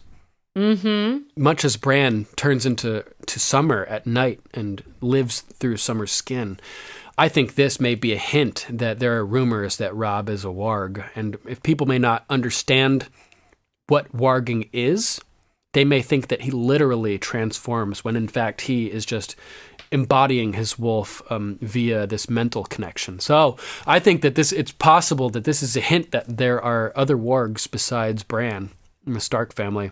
There was a big theory over like the year after Jon Snow was killed by the Watch, that the reason why he could have lived is because maybe he warged into Ghost. I remember that was a huge theory. How cool would it be if it did turn out that there were some other Starks that were capable of warging? I'm hoping that we get to see like Jon warg into Ghost at like a critical moment in season 8 or something like that. Just totally out of the blue. Wouldn't that be wonderful? Yeah, it'd be so cool. Yeah, Jon and Arya wargs into their own wolves. Yeah. And then fights. That would be next level. I'm telling you, you and I were going to write fan fiction and Definitely. They should hire us for like writing on the new series. Yes. That'd be cool. HBO, hit us up, bruh. So yeah, this could totally hint that there are, potentially other wargs in the Stark family, which is really cool. Maybe Robb had that capability. Too bad we never really find anything out about it. But I think that this is not just a throwaway line, I would agree with you, yes. So yeah, that pretty much wraps up that point. I just thought it was such a funny little scene. Like, I never have these short little points like that, but this was just such a cool little funny scene that I thought it was worth mentioning. I agree. My number one is actually like super long. Awesome. So it's not really super long, but it's longer than usual. Nice. It's because I found this fun little theme of the episode. Oh, cool. And it is patience. In the very beginning of the episode, we get the Blackfish talking about Robb not having patience and Edmure not having patience. And so I saw as I'm doing my notes through the whole episode, I am writing down the word patience throughout the entire episode. So I start circling it, right, throughout all my notes. And I come up with, there's 6 instances, and I'm sure as we talk, we'll find more, where there's the characters or the scenes, they've either lost patience or they've excelled at having patience. So the first one is Blackfish. The Blackfish says that patience twice in the opening scene. Even before that, he loses patience with Edmure trying to shoot the bow to the. See, and I said all while having none for Edmure's incompetence. Nice. That's so funny. So I'm glad we're on the same wavelength there. Yeah, totally. Yeah. Oh, are you kidding me? Who would have patience with Edmure? I mean, the guy was a wank from flopping the very around beginning. all over the place. Idiot. The second one was Mance Raider. He sees they come up on the fist and he sees the symbolic carnage at the fist and that the men are gone. The horses are there, they're in the spiral, and you know what those men are now?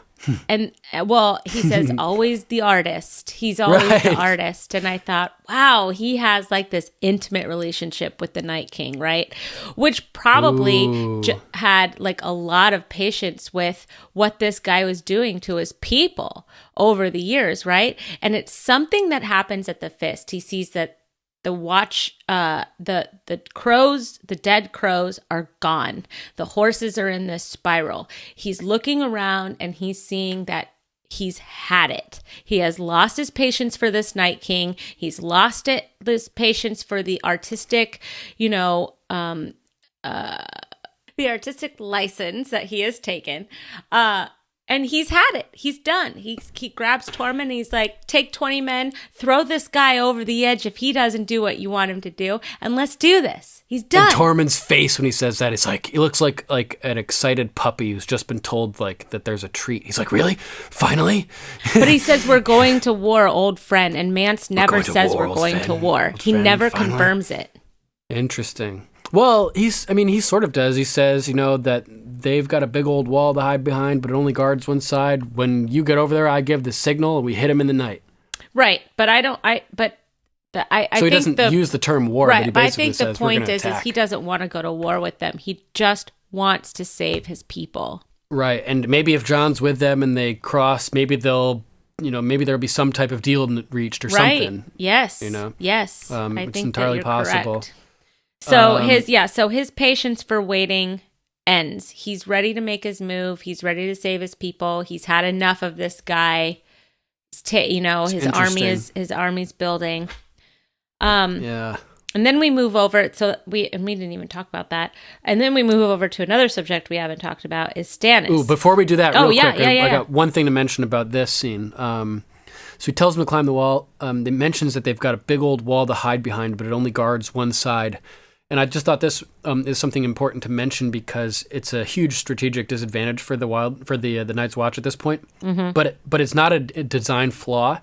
It's actually an intentional design of Castle Black. After in Night's Watch history, there was, I think, the 13th Lord Commander had rebelled against the king, right? So when they designed Castle Black, they built no southern defensive wall to ensure that the Lord Commander would never rebel against the king again, so that the king could always ride north to Castle Black without being interfered with, essentially. So it's essentially to ensure the continued cooperation of the Night's Watch with the kings, which is pretty cool. That's great intel by Mance too. Yeah, good thing. He knows, and he says like he says, take Jon with you. Jon knows more about their defenses than you do. He'll be an asset. But like you just said, Mance knows just as much as Jon, so he's an important strategic person for the wildlings to have. Absolutely. But as we learn later, Jon knows which outposts are not being guarded because of their lack of men. Oh, men, yeah. Right, so he knows which part of the wall to go over. Yeah. Another little thing to entice you guys to check out the books is they're also in dire need of men in the books. And when the Battle of Blackwater comes, they basically set up a bunch of scarecrows in the windows on the wall. You mean the battle of the wall? Yeah. The battle at Castle Black. Yeah. Mm-hmm. What did I say? You said Blackwater. Oh, yeah. So when the battle at Castle Black occurs, they basically set up a bunch of guys in the castle windows that are scarecrows just to make it look like they have more men, which is pretty funny. Smart. That's desperate, man. That's desperate. Well, when you have the Lannisters, yeah, nothing's ever going to happen. Mm-hmm. So what's your next example? So the next one was Stannis. And Stannis he's already not a patient man. But when he sees Melisandre is about to leave him, he loses his shit. He wants to he wants to have sex with her again. He wants all of his enemies dead. He's like, make a shadow baby with me. I just want to kill everybody. I just want to be on the Iron Throne. Why do you have to go? I don't understand. This is ridiculous. Nobody likes me. Everybody hates me. He's just having crisis of conscience or something, but he's lost his patience with the Lord of Light. He's lost his patience with Melisandre. So he wants everything to happen quickly and right now, and it's taking too long for him. And you feel that kind of desperation in his voice. The rush, yeah. Mm-hmm. I cannot. Why? You don't have the strength. It would kill you. Mm-hmm. I'm not so easily killed. Men have been trying for years, and then he has this moment, I want you, right? It's like a rare moment of passion for Stannis where people talk about Stannis as being so rigid and unemotional and how he doesn't have any heirs because it's probably a struggle just to get him in bed with a woman. Mm-hmm. So this moment for Stannis where he's like, I want you, and grabs her and has his like head like resting against her, and like he's like whispering into her ear. Like, I bet nobody in the Seven Kingdoms would believe this ever happened if you told them. Right, they'd be like, "No, you're wrong. No, that's not Stannis. Sure, he's not talking about Renly." Yeah, or somebody else. Anybody else. Right, exactly. So funny. So The fires burn low, my king. Yes, that's true. So the next one is Daenerys, and Daenerys shows her patience in this episode. She shows her patience by, not revealing that she knows the language that's being spoken, that she's taking the demeaning way that Krasnyz is talking to her, and she's showing patience with, her two advisors that are pissing her off, and she's about to Never give away your strategic advantage. Never give away your strategic advantage. Well, and and she never does. I mean, she's about to give over a dragon, and everybody thinks that she's insane. Yeah, the way that she like doesn't reveal that she has the edge and knows what he's talking about sort of reminds me of how I lurked in the darkness and with my patience and waited for the home invader to come to me before I struck. Right. There you go. Never give up your strategic advantage. Ever. That's a story I need to hear. Oh yeah, I'll tell you about it. Okay. The next one is Ramsay. And right now we don't know him as Ramsay, but we do.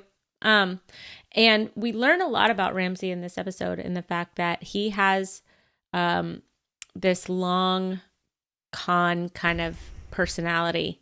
He likes the hunt. He likes to sit back and he likes to wait for his prey to get confident or to get a little steam going, and then he goes in for the kill.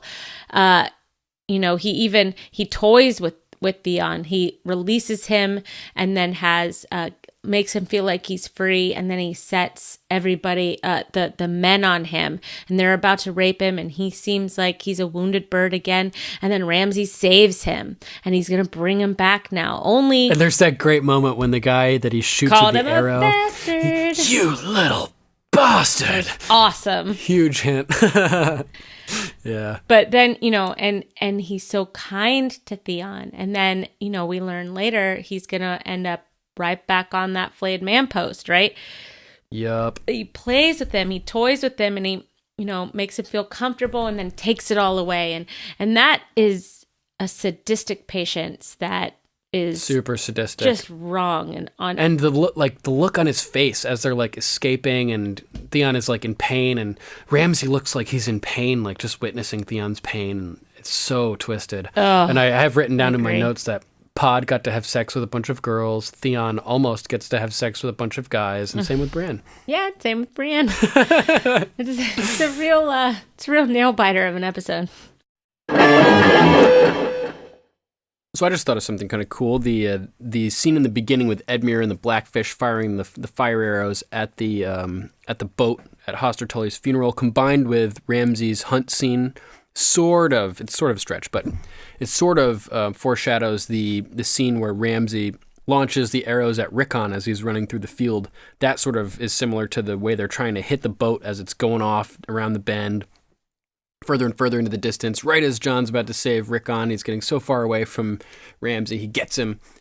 And then, just combined with Ramsay's hunting practices in general, it's not like an overt foreshadowing, but I think those two elements sort of combine in that Rickon scene in the future in season 6, I believe it is. So that was pretty cool. And then lastly was Rob's lack of patience with Edmure, and the weakened position that Edmure's lack of patience with his desire for glory has put the Northern Army in, right? So Edmure didn't have the patience to follow through with what he was being told to do by his king, and then everybody kind of loses it with Edmure because he's an idiot. We see Rob really and truly angry at this point. We see who the Blackfish is, which is kind of awesome, and it's all surrounded by this whole theme of patience, right? Who has it? Who doesn't? How does it weaken you? How does it strengthen you? How are you going to use it? How are you not going to use it? And I just thought that was really interesting. Just, this running theme throughout the entire episode. So Definitely. Good one. Thanks. Patience everywhere. Lack of patience. So have cool. a little patience. Pod must have been pretty patient with those women. Tyrion and Bronn were not patient when they wanted to find out the techniques. What was I going to say? What were we just talking about? Oh, so I had another question about that whole Ramsay thing. When he saves Theon from being raped, I could hear in the background. Yes. You know? Squeal like a piggy, boy. You know. But he says he finally saves him and says, "Come, my lord, you're a long way from home, and winter is coming." I wondered why he said winter is coming there. He used the Stark words. Is he trying to make Theon think that he's like a Stark loyalist who is sympathetic to Theon's plight? And why would Theon think that any Stark loyalist would be sympathetic to his plight at this point? So I'm just thinking this doesn't make any sense, which is a clue to us that it doesn't make any sense. You know, it's all a show. It's not going to make any sense. Yeah, so that was pretty funny. Let's see. Got any other notes you want to talk about? No, actually, I got it all with the patience thing. How about you? Oh, I like how we get the beginning of the Baelish Lysa story arc in this episode as they say that a successful courtship with Lord Baelish would make him acting Lord of the Vale, which would be strategically important for them. And Battle of the Bastards. Yeah.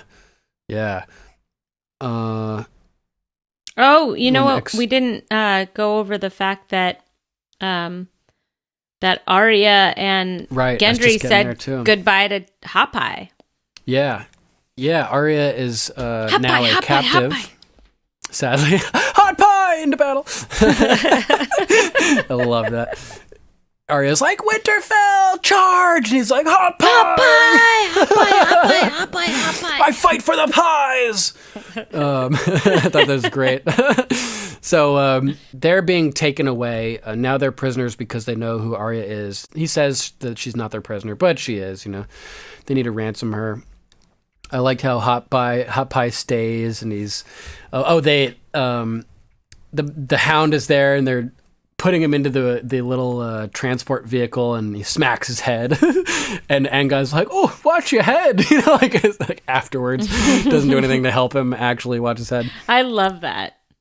Yeah, so funny. And then Hot Pie says that he's staying, and Arya is surprised, and he's like, I made her some brown bread, and she liked it, and so I'm gonna stay and like make some more bread because that's what I do. You know, that was pretty cool. And he gives her a piece of bread that's shaped like a wolf, but it's not a very good wolf. So they're like, "What is it?" I totally saw that it was a wolf. Yeah, me too. Okay, good. It's so funny. So though. bad for She's Hot like, Pie. That's the tale. Yeah, totally. Yeah, they definitely want us to feel bad for him.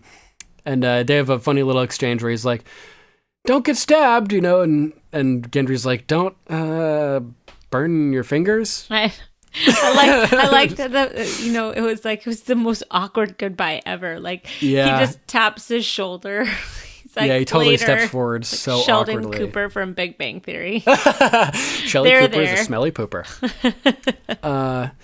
So then I liked when they're riding off and Arya is actually like, "Hey, Hot Pie," and he's like, "Huh? It's really good," you know. So he does get like a thumbs up in the end for his bread, which is good. Yeah. And I love how this actor actually has a real bakery now, which is like Hot Pie themed, Game of Thrones themed, and he sells like these little direwolf breads and stuff like that. I think that's wonderful. I can't remember what it's called. Otherwise, I'd mention it right now just to. I think we had it in our news one week. Yeah, we totally did. I'll look it up while I'm doing editing and throw the name in there. Oh, cool. Then we have the scene where Kat is talking with Blackfish, which is pretty cool, and that was a lamenting. Beautiful scene. Yeah, very sad as he's discussing how the Blackfish had made amends with Hoster Tully at the end, and they had sort of been divided for years. He's the Blackfish, like the black sheep of the family of the House Tully, which is the trout, right? So he's the Blackfish. Mm-hmm. You know how he got that name, or how this divide He began? refused to marry somebody. Who was it? He refused to marry House Selwyn, I think it was. And Yeah, I don't remember exactly who. and in but it's doing because that- he's gay, right? Oh, is it? I think thought so, that was yeah. because he refused to marry the lady or one of the daughters of House Selwyn, and so his brother had said that it brought shame or something like that, and so he said that he was like the black sheep of House Tully, which Yeah. made him the black fish. Yep. Yeah, so I think that the reason he refused the marriage was because he's gay, or at least there's speculation of it. I just thought that was an interesting little element that they don't explicitly spell out, but it shows you that, this type of conflict is occurring in this world as well, and I'm glad that they finally made amends, although it's funny, he asked me to stop calling myself Blackfish. He said it was an old joke and it was never funny to begin with. I told him people had been calling me Blackfish for so long, they don't even remember my real name. You know what? I had to look it up because I was like, oh my gosh, she's totally right. What, me? No, I was thinking during that scene, I said, oh my gosh, she's totally right. I had to look it up. Look what up? His name. Oh, Brendan Tully. Brendan Tully. Yeah. I was just like, oh my gosh, that's true. Okay, he's right, because you didn't remember his name. I only know him as I got Blackfish. you, I What the got you. hell is his name? Okay, I was a little slow on the uptake That's there. okay. Now I understand. You're picking up what I'm That's putting funny, down. Man. Yeah. I lift it up, and you lift it up, and I put it down, and lift it up again, and you put it down, and we work together in tandem. It's amazing. I want to pump you up. Hans and Franz. I want to pump you up. You up. Those guys are awesome. Yes. So that was a pretty good scene. And then Kat laments about every time that her father would leave for the capital or go to fight in a campaign, she'd see him off and he'd say, "Wait for me, little cat. Wait for me and I'll come back to you." And she'd sit at the window every day when the sun came up Broke waiting. my and heart. Now she's saying she's wondering how many times Bran and Rickon stared across the moors of Winterfell, waiting for her to return. And she breaks down, "I'll never see them again." Nope. Freaks out for a second there. Yep, you never will see them again, sadly. And the Blackfish, the elder brother, is comforting to her, or uncle. Yeah, not her brother. Her brother's steps useless. up. Yeah, steps up and comforts her, and I like his armor. He looks cool, man. I want him on my side. Yeah, and he says to her, Robb believes they're alive. They could be in hiding. He must go on believing. He's got to remain strong if he's to prevail, and you must remain strong for him. So I thought that was a good line because it's something that people do. They'll suck up their own feelings and put on that display of strength just to keep the people around them strong. I know I've done it before, so it's a good thing to do. We never talked about Craster's Keep. Ew. So, But Gilly had her baby. yeah, and sadly it's a boy. So Sam sees Ghost loping in the distance, and interesting, he's not with Jon, so that's not necessarily a good sign, especially since Jon never returned. So that probably made Sam a little worried. But it is cool that Ghost knows he doesn't need to worry about Jon, so he's keeping an eye on Sam. That's true. He knows where he needs to use his resources. Yeah. It's like, dude, you're a hot mess. I'm just gonna stick with you. Make sure you don't die. Yep. So the crows arrive at Craster's Keep, and I'm like, Craster, because I just saw this actor on the History Channel show Nightfall with a K, like Armored Knights. Right. Nightfall. It's a great show. He plays the Grand Master Templar of all of France, Jacques de Molay. And just as an interesting tidbit, when the King Philip IV of France demolished the Templar Order, and he tortured Jacques de Molay for 7 years, and then burned him at the stake. And as he was dying, he cursed the Pope and the King of France, and both died within a year mysteriously. Just interesting little tidbit of history there. But yeah, imagine that, being tortured for 7 years. He's actually a really likable character on. He's less despicable. He's less despicable on Nightfall, which is cool. So if you guys want to check that show out, I highly recommend it. It's a really good show. It's like Game of Thrones, sort of with a Da Vinci Code twist. I love that. Yeah. So Craster, he's like, what have we here? Frozen crows. And Mormont's like, we've come a long way. He's a smaller flock than you went north with. So we can talk inside. Oh, can we? And at that moment, it's silence, and Craster's looking over the group of the crows, and Gren is looking real mean at that moment. He's got this look like, just tell us no, just do it. Give me a reason. Yeah, make my day, And then it cuts to the psychopath that we're going to get to see more of in the coming episodes, the guy who actually kills Mormont, I believe. In the next Carl episode. Tanner. Yeah, that asshole, and he's looking psycho. He grips on his blade, on the hilt of his blade at his waistline, and Craster must realize, oh, they're not playing around this time. You can tell he starts to look nervous, so he lets him in, and there's some interesting stuff. That guy is complaining. He's like, you feed that. I bet you feed that pig better than you feed us. And Crash is like, aye, that pig's got value to me, which is funny. You should be kissing my feet just for letting you in, And he mentions the white cold. When the white cold comes, your swords and cloaks and bloody fires won't help you. I just thought it was. Everybody has a name for it. Yeah, the white cold. They seem to describe it as when the White Walkers come, the cold comes too.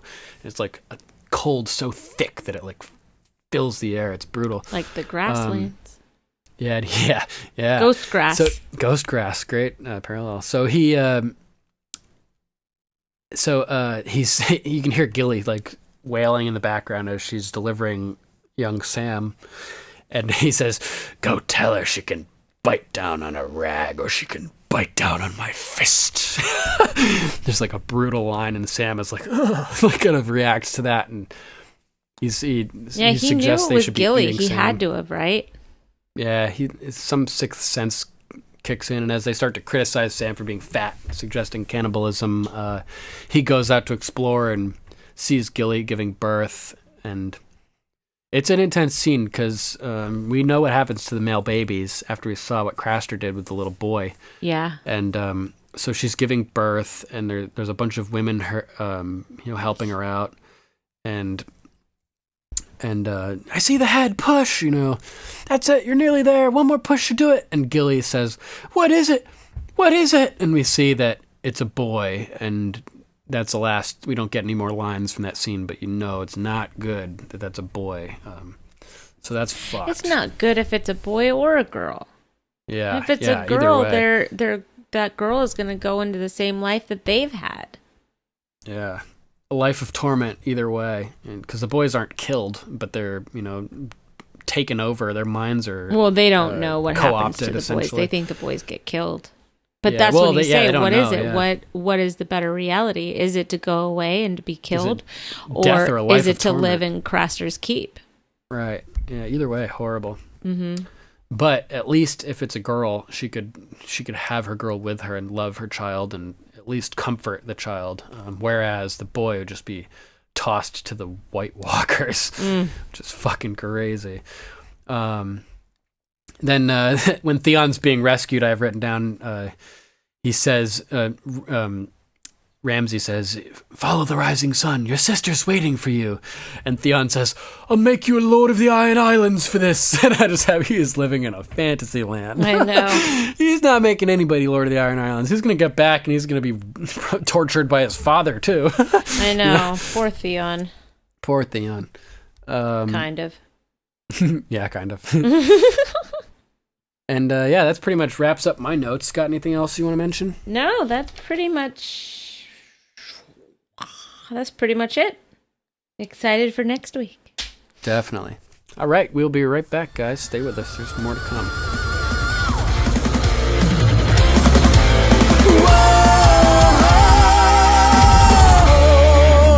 Hold on to this moment for time. This is the night we ride.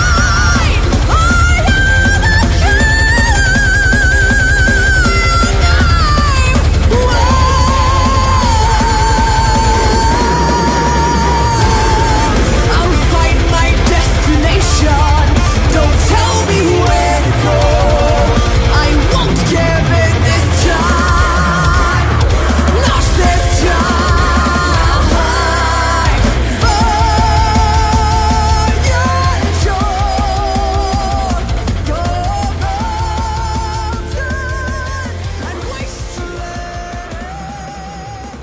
That was Unleash the Archers with Tonight We Ride. And man, I just love that woman's voice. It's glorious. All right, we are back with some news. Take it away, Lady K. Thanks, Dunk. So this article is from Watchers on the Wall, and it is titled, Game of Thrones wins 2 Golden Reel Awards for sound editing. Game of Thrones won 2 Golden Reel Awards for sound editing. Unsurprisingly, both awards were for The Spoils of War. That's the loot train battle. Hell yeah. The jaw-dropping episode won Outstanding Achievement in Sound Editing, Episodic Short Form, Effect, and Foley. Foley. Those are the names. Foley artists are what they call, that's like the technical name for the position of special effects sound designers. So they could take like coconuts, like in like Monty Python, and go to make it sound like you're riding a horse, or like warping a piece of metal to sound like thunder. Foley art is amazing. Oh, I love it. I would love Wonderful. to. We should try to get an interview with like the Foley artists from Game of Thrones or something. That would be so cool. That would be man. super fun. We might be able to get in with something like that, like trying to get a hold of the Foley artists or something, you know? Well, it's Jeff Wilhoit and Dylan Twomey Wilhoit. That's so cool. I guess they're brothers. Maybe in the wake of their win, they'd be interested in doing an interview about it. That'd be That cool. would be super fun. Yeah, we'll have to try. So, the award was shared by supervising sound editor Tim Kimmel, sound designer Paula Fairfield, sound effects editor Bradley Katona, Foley editors Brett Voss and John Matter, and Foley artists Jeff Wilhoit and Dylan Twomey Wilhoit. The Spoils of War also won Outstanding Achievement in Sound Editing, Episodic Short Form, Dialogue, and ADR, which was shared by supervising sound editor Tim Kimmel, supervising dialogue editor Paul Berkovich, and supervising ADR editor Tim Hands. Game of Thrones won all the awards for which it was nominated, 2 out of 2. Woohoo! Woo! But it's worth noting that the majority of the winners in television categories are Netflix originals. Godless, Ozark, Black Mirror, The Get Down, and Stranger Things all took home gold. Mayhaps this indicates something about the future of television? I will tell you exactly what it indicates for the future of television right now. So, the way that cable works and the way that major networks tend to work is they are beholden to sponsors. They'll have pharmaceutical companies that pay for ads. They'll have whatever, any type of ad you'd see on TV. So they're sort of beholden to these companies that they'll revoke their sponsorships if they have, if they put out material that they don't 100% agree with. With Netflix, it's all viewer sponsored through subscriptions, right? So they have content freedom, which makes sense that the companies that have more freedom with their productions, that have more creative license, like HBO, which is a subscription network, Netflix, which is a subscription network, it makes sense that companies with more creative freedom win more awards. That actually does make sense. Right? Well, it's less expensive. Yeah, so that's pretty cool. I think that it's a great trend, and I'm looking forward to seeing this type of thing more. It's like a lot of podcasts, are sponsored by Patreon funding and stuff like that, and they're beholden to nobody, which is good. I mean, only the listeners, Nobody owns me, bitches. Yeah. Our next item is from Watchers on the Wall. Game of Thrones and Liam Cunningham take home Irish Film and Drama Awards. Woo woo! Yeah, awards season continues, and so does Game of Thrones' streak of taking home accolades. This time, it's a win from the Irish Film and Drama Awards for the series, and overall for everyone's favorite Onion Knight, Liam Cunningham. Yay. Thrones took home top honors as Best Drama Series, while Cunningham, Davos Seaworth, earned Best Actor in a Supporting Role for his work on Season 7. And that's specifically for drama series. Was it his "This is Jon Snow" line that clinched the award? We'll never know. Best line. Yeah. This is Daenerys Stormborn, breaker of chains, mother of dragons, blah, blah, blah, blah, blah, blah, blah, blah. This is Jon Snow. So classic. He's king in the north. This one goes to 11. He's king in the north, yeah. We may never know, but I'll speculate that was a deciding factor. Other Thrones-related nominations include Aidan Gillen, Littlefinger, for Best Actor in a Supporting Role, again for drama. Tough competition for Peter Baelish to go against Davos Seaworth. Ronan Hill, brother to Conleth Hill, a.k.a. Varys, for sound, and Ed Bruce and Nicholas Murphy for visual effects. In addition, Richard Dormer, Beric Dondarrion, earned a nomination for Best Actor in a Drama for the BBC series Relic. Awards season isn't over yet, so stay tuned to see if any of our other favorites take home some well-deserved honors. So this next article, I can tell you right now that I completely disagree with it before I even read it. But I'm going to read it. Cool. Even though I disagree with it. So this article is from Metro UK, and it's called Game of Thrones Fans Think Beyond the Wall was the worst thing about the show. I also disagree and can debunk this point of view as well. So cool. Okay. You want me to read it? Yeah, sure. Okay.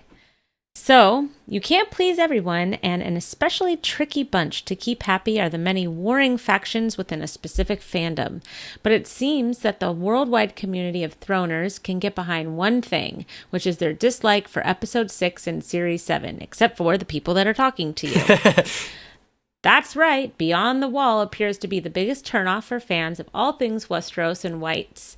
Really? More than the Dorne plotline? I guess so. And it was voted in a recent poll conducted by Fansided as the worst moment in Game of Thrones' latest run. Having sparked people a lot of also discussion, said that Galileo was insane and put him on house arrest for a while. So people still consensus think the world does not reflect accuracy. Having sparked a lot of discussion when it first aired, and ever since, the episode appears to have gone down pretty badly in terms of the 7th series as a whole. There were many upsides to the latest series. HBO gave us a ton of amazing set pieces, and the story was suitably gripping, but a lot of fans agreed that the 6th episode in the run of 7 was Game of Thrones at its weakest. I disagree. Totally. Asked what peeved them the most across the series, options that devotees of the show could choose from went from the Sand Snakes to Euron Greyjoy's fast travel ability. I've talked about this endlessly. This is not like something where something happens immediately after something. There are giant gaps in time. Things are shown out of order. We don't have a lot of cast right now, too. The cast is coming together, and it's, events are unfolding the way that they're probably supposed to. And in a fantasy show, why is it that we're stuck on this? Yeah, but aside from the fact that it's a fantasy show where we should, suspend our, we should and activate our suspension of disbelief, I don't believe that there's any reason for suspension of disbelief here, because I think that the timelines actually do line up on all accounts, and I can I give think my that a reasons. lot of what's happening is meanwhile. Yeah, definitely. You know what I mean? Oh yeah, definitely. But it seems Beyond the Wall had too many questionable decisions in it, from Gendry's ridiculously fast run back to the wall. We don't know how long that war was, people. We don't know how long that battle was. To the short time it took a raven to get to Daenerys so that she could ride her dragon beyond the wall and save everyone. This is also an assumption. We never saw her receive the raven. I think that Gendry arrived back at the wall. They sent a raven. By that point, Daenerys was already on the way because she had a bad feeling. Yeah. I don't think that her showing up was a result of that raven at all. I think that Gendry's run was entirely pointless when it really comes down to it. Sadly for him. I loved it though. I like it. I love all the Olympic memes with the javelin. Oh my god! and the torch sprinting running and everything. Oh my god! It made that episode a little easier too, because that episode was a really hard one. Harrowing. And people may hate it because Viserion died. You know what I mean? Yeah. That may be the reason why people hate it so much, and I can get behind that because I can't watch that episode again. I love that episode. I think it's epic. But the fact that a dragon goes down, I cannot bring myself to watch it again. I still haven't. When we get to that episode in our rewatch, I'm just warning you right now.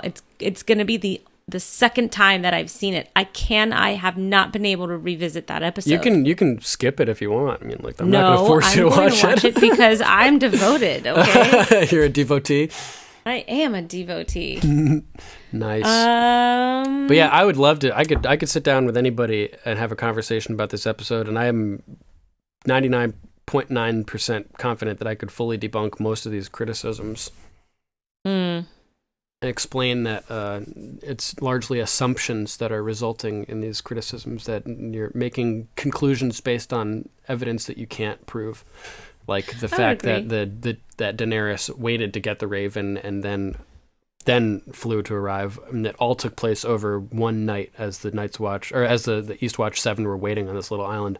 I don't believe it. I think that she was already on the way days, weeks in advance. I also think that as a show becomes more popular, and we're seeing it with a lot of shows like Walking Dead and Game of Thrones, is that as a show becomes more popular, the haters come out, right? And all they want to do is troll something, and they just want to poke holes in stuff and just make everybody else as miserable as they are. And I think that this is just one of those examples. And with the quickening pace and the lack of source material, things are just like happening faster, and they can't show everything, so they can't show the scene where Daenerys is like, I just have a bad feeling, we need to go. They just showed her going, Yeah, but why do we need to see that at this point? Why? Yeah, we don't. War is fast, war is messy, we know that, right? Yeah. So however it happens, did you like the season? Because I did. I liked every part of it. I liked it. And if they only have 7 episodes to show us everything that they want to show us, I trust these showrunners. Like, there has to be some trust with the showrunners for us as fans. Yeah. If you don't trust your showrunners, then stop watching the show. Yeah, definitely. Or at least don't be so critical. Yeah. Publicly. Yeah. Yeah, publicly. I mean, you have freedom to do whatever you want, but we can disagree. Which I do. I really think that everything lines up here for the most part. I would agree with you. 100%. Yeah. I thought season 7 was one of the strongest seasons that they've had. Oh, man. So much good stuff. So, anyways, do you want to go on to our featured story this week? We did not do an archetype this week. I asked Duncan if we can do something different. So if you hate it, direct your hate mail to me. Yeah. He said yeah. Yeah. So this week we have a featured story of the week, and it's also from Watchers of the Wall. But this is about the relationship between Grey Worm and Missandei, and it's called Love, Fear, and Humanity: the Ballad of Grey Worm and Missandei by Petra. When you step back and take in Game of Thrones' cast of thousands, you can really appreciate how exceptional Grey Worm and Missandei are. It's not that they're one of the few couples to have survived this long, though holy moly, the mortality rate for romance is high on this show, but rather because their shared relational arc touches on some of Game of Thrones' bleakest concepts, yet actually offers a hopeful outlook. Oh, that's such a great point. In most storylines, faith in something as quaint as romance is one of the first casualties of a character's disillusionment. Sansa regrets her infatuation with Joffrey, Jon loses a grit several times over, Daenerys euthanizes Drogo, Tyrion strangles Shay, and Robb and Talisa pay dearly for following their hearts. One way or another, these couples are torn apart and the survivors rebuild themselves with reorganized priorities. Grey Worm and Missandei, by contrast, have already endured a lifetime of abuse by the time they meet, and the bond they form is what helps them heal and move forward. It's important to note that, unlike characters like the Stark children, for example, we never got to know Grey Worm and Missandei before their trauma. They themselves have little or to no memory of life before enslavement. This sets their arc apart from most others, as their story isn't about building themselves back up, but rather discovering what it means to feel human in the first place. I should stress that I said feel human, not be human. No one's humanity is contingent on their social status, but the way people are treated does inform their self-perception. Grey Worm and Missandei were objectified and commodified from early childhood. That shaped the way they saw themselves. It's no coincidence that they're introduced into the show as more as narrative tools than as individuals. They have a few character beats in Season 3, such as Missandei sanitizing Krasnyz's rude comments as she translates for Daenerys, and Grey Worm explaining why he's chosen to keep his unsullied name. But for the most part, they are what they do. Missandei is a translator. She translates. Grey Worm is a soldier. He fights. It's not until season 4 that Grey Worm and Missandei begin to develop their relationship and, in doing so, start fleshing out their own internal lives. We get our first hint of a connection when Missandei shoots Grey Worm an admonishing glance in season 4, episode 1, Two Swords. Is that when he sees her boobies? Oh, probably. Yeah, because he pops his head out of the water, They're all sees the bathing, glory. yeah. He's like, And, ooh. and she covers up and glances, and then he sinks back into the water, deflated, defeated. But it's not until episode 4, season 4, episode 6, The Mountain and the Viper, that they vocalize, albeit laconically, that the first time in their lives they feel desire for someone else. Most telling of all is Grey Worm's use of the word precious, which Jorah taught him. It's never made clear if Grey Worm asked Jorah for a direct translation of a Valyrian phrase, or if Jorah had to sit through a lengthy description before suggesting precious as an adequate summary. Yeah, it's interesting. Either way, Grey Worm, the elected general of the infamously disciplined Unsullied army, has sought out a new word to adequately describe what his language lessons with Missandei mean to him. Normally, when male characters do this, search out new words to describe the language lessons given to them by Missandei, it indicates that they have an unexpected sensitive side, such as when, because it's so common that men have language lessons from Missandei. Such as when Maybe Michael... she's a translator. She's a translator. That's true. Such as when Michael recommends that his cellmate use the word passion instead of love in a letter to his girlfriend in the first episode of Prison Break. However, with Grey Worm, it's a sign of personal growth, an indication of newfound introspection.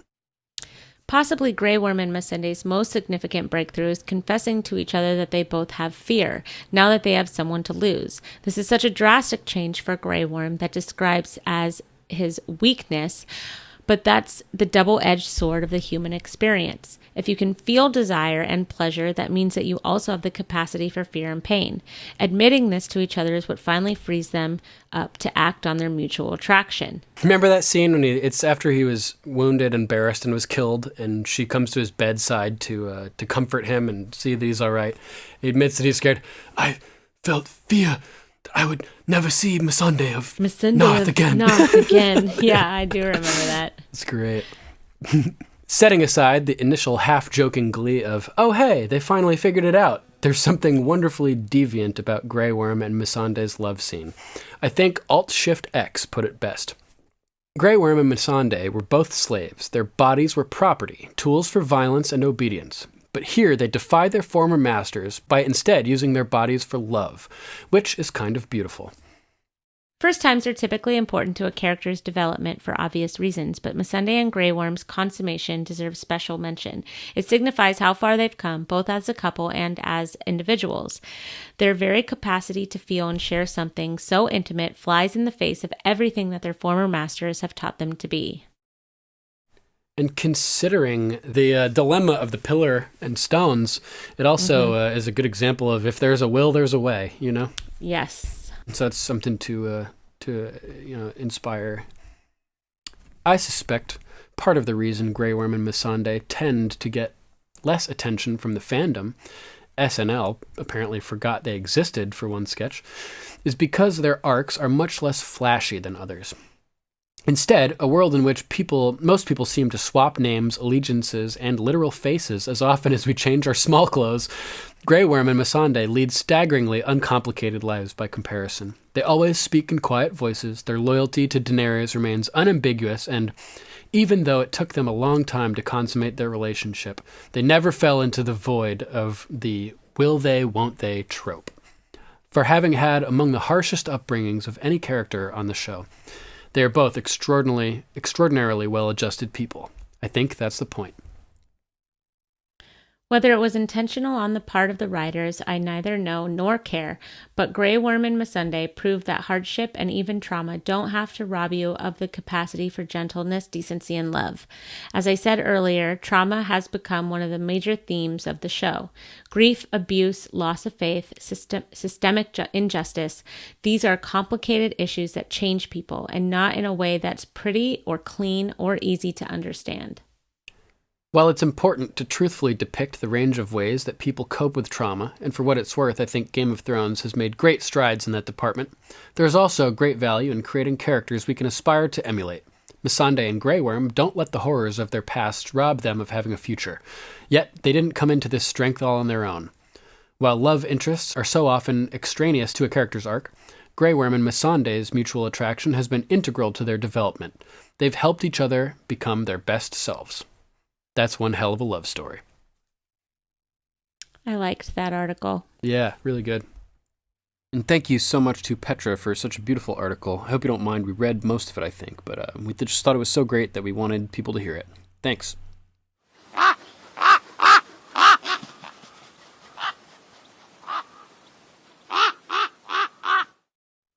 Johnny Stower says, we meet such cool new characters as in Edmure and Blackfish. Get a little insight of Cat backstory growing up. Also, we get the reason Edmure has to marry and the Red Wedding happens are connected to him going against Rob's orders and taking the stone mill, letting the mountain escape. Good point. First time since the first episode, I think we see a sign, down with the horses, done by the White Walkers at the Fist of the First Men. Be cool to figure out what the hell that is. It's the same pattern as we see of the standing stones arranged around the tree. The spiral. When the children of the forest create the Night King. So that's pretty cool. Also, that damn dirty, rotten Ramsay. He was the guy blowing the horn outside Winterfell when Theon was there bitching about it. It was him. I know it. It was. It came down to him or Kit to play Jon Snow, and they picked Kit for that, and then they called him back to play Ramsay. What? Is that true? I don't know if that's true. That's wild. They cast that beautifully. He's actually a great actor. The guy who plays Ramsay. Owen something. Ewan. Ewan. His name Rian. is so hard. Ewan Rian. There you go. He's on a great show with what's the guy that played Gandalf? Oh, I'm so sorry, Travis. I'm so sorry. It's Sir Ian McKellen. So he's on this show with Ian McKellen called Vicious, which is pretty cool. Oh, cool. Yeah, it's pretty neat. You guys should check that out. He's totally different on that. Sarah Larkham says, we meet Martin Lannister, who is played by Dean Charles Chapman, who later plays Tommen Lannister in Season 4. We get to see how weak and pathetic Edmure is as a person. No wonder he's locked up by Lord Frey after he knocked up one of his daughters that he married. We also see the strained relationship between the Blackfish and Edmure. It's heartbreaking to see Catelyn talking about how she waited for her father to come back from war, and comparing how Bran and Rickon waited for her to come home from being with Rob. So sad. Mm-hmm. Matthew Rep says, even more clues to who Theon's captor really is.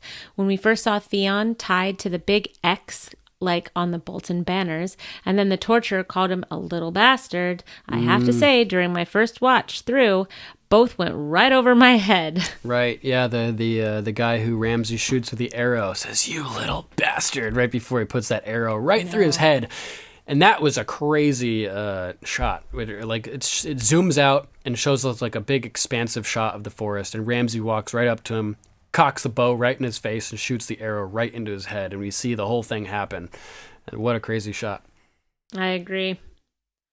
I love the whole power play Tywin did at the small council by having all their chairs on the same side. Of course, Littlefinger pushes in to sit right beside him.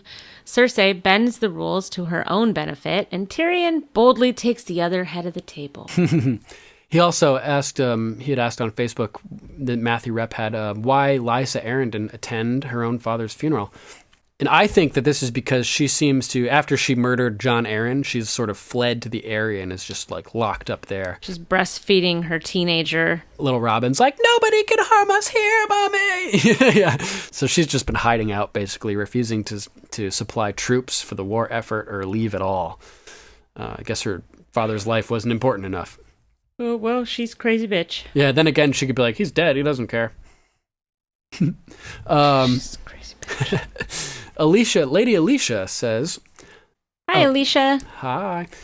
The Hoster Tully funeral scene has to be one of the most humiliating moments. That scene with Edmure, a.k.a. Frank Randall / Blackjack Randall, By the way, you must watch Outlander. Trying to light that floating pyre was just cringeworthy and pretty much sums up how they all feel about him. Total disappointment. Floppy fish. Totally. I love the the blackfish. Bummer we won't see much of him until later in the series. He's just so smug and sure of himself. Hilarious how right after he shoots the arrow, he shoves the bow into Edmure's arms and walks away before the arrow even lands on the pyre. Hell Pretty yeah. badass, if you ask me. Hell yeah. Fuck yeah, totally. Lucy Roberts says, mutterings for the week. Edmure is useless. The blackfish is not. Love the Bremy bickering at the start of Jaime's redemption. The Brienne? Brienne, is that what we're calling it? I don't know. How would you? I was just thinking of like how would that Lucy, be you have to pronounced? tell us how you hear it in your head. Yeah. Is it Bremy or Brienne? Brienne screams, hurt my heart, and I hate that she can't fight back. But say what you want about Ramsay, but to kill his own men as part of the charade to start Theon's torture, that's committed. No words for the final scene. It's just too awful. I totally agree. I'd have him committed.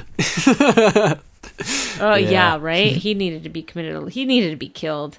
They needed to just see that he was not going to work out.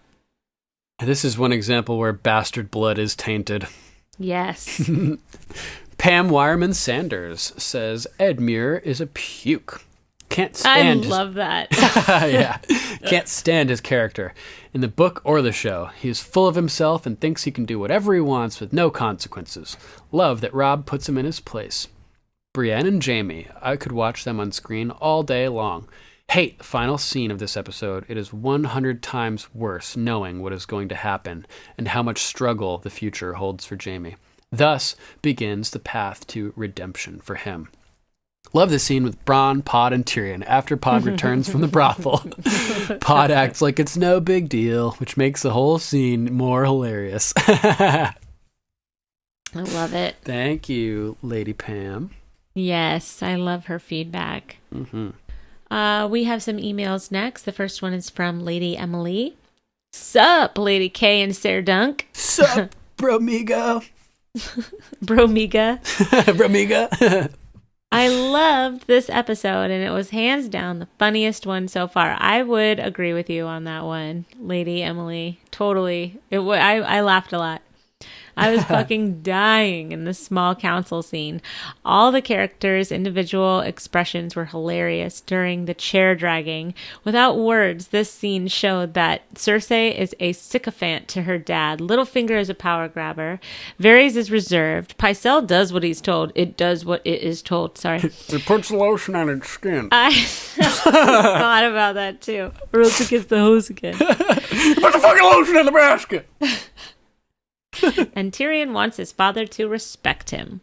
I lost it when Hot Pie said winter hell. Oh, we forgot to mention that. I forgot about that, yeah. It's Winterfell. Are you sure? Are you sure about that? She's like, I fucking grew up there, dude. You know who I am. I lost it again at Don't Get Stabbed. Anyone else think Hot Pie's direwolf bread looks like it would break your teeth? Yes, it looks like it needed to be dipped in some coffee.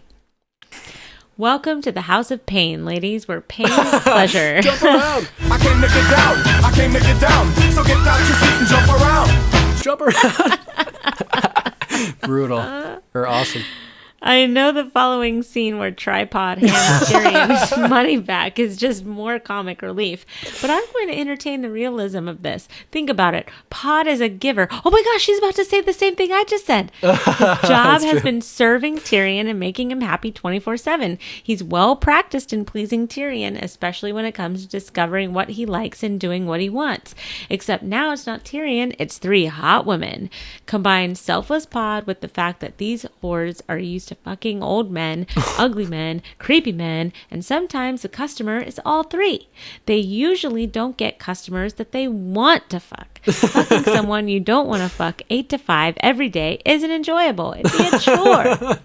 Clearly, fucking Pod was no chore for them. Furthermore, their customers probably focused on getting themselves off without a thought to please her.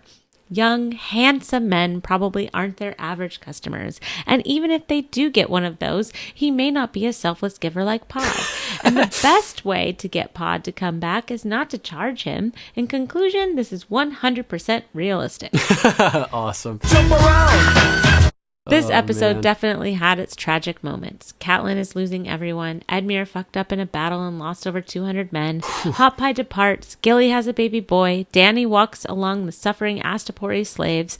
Brienne almost being gang raped. Jaime losing his sword hand. It's great to see this episode had so many funny, lighthearted moments to balance it out. Otherwise, this episode would be tragic as fuck.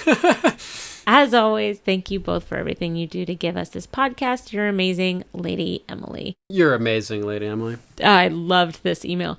What's funny is that none of the tragic moments included Theon almost getting gang raped. That's how little we care about him right now. Oh, man. So true. Thanks, Lady Emily.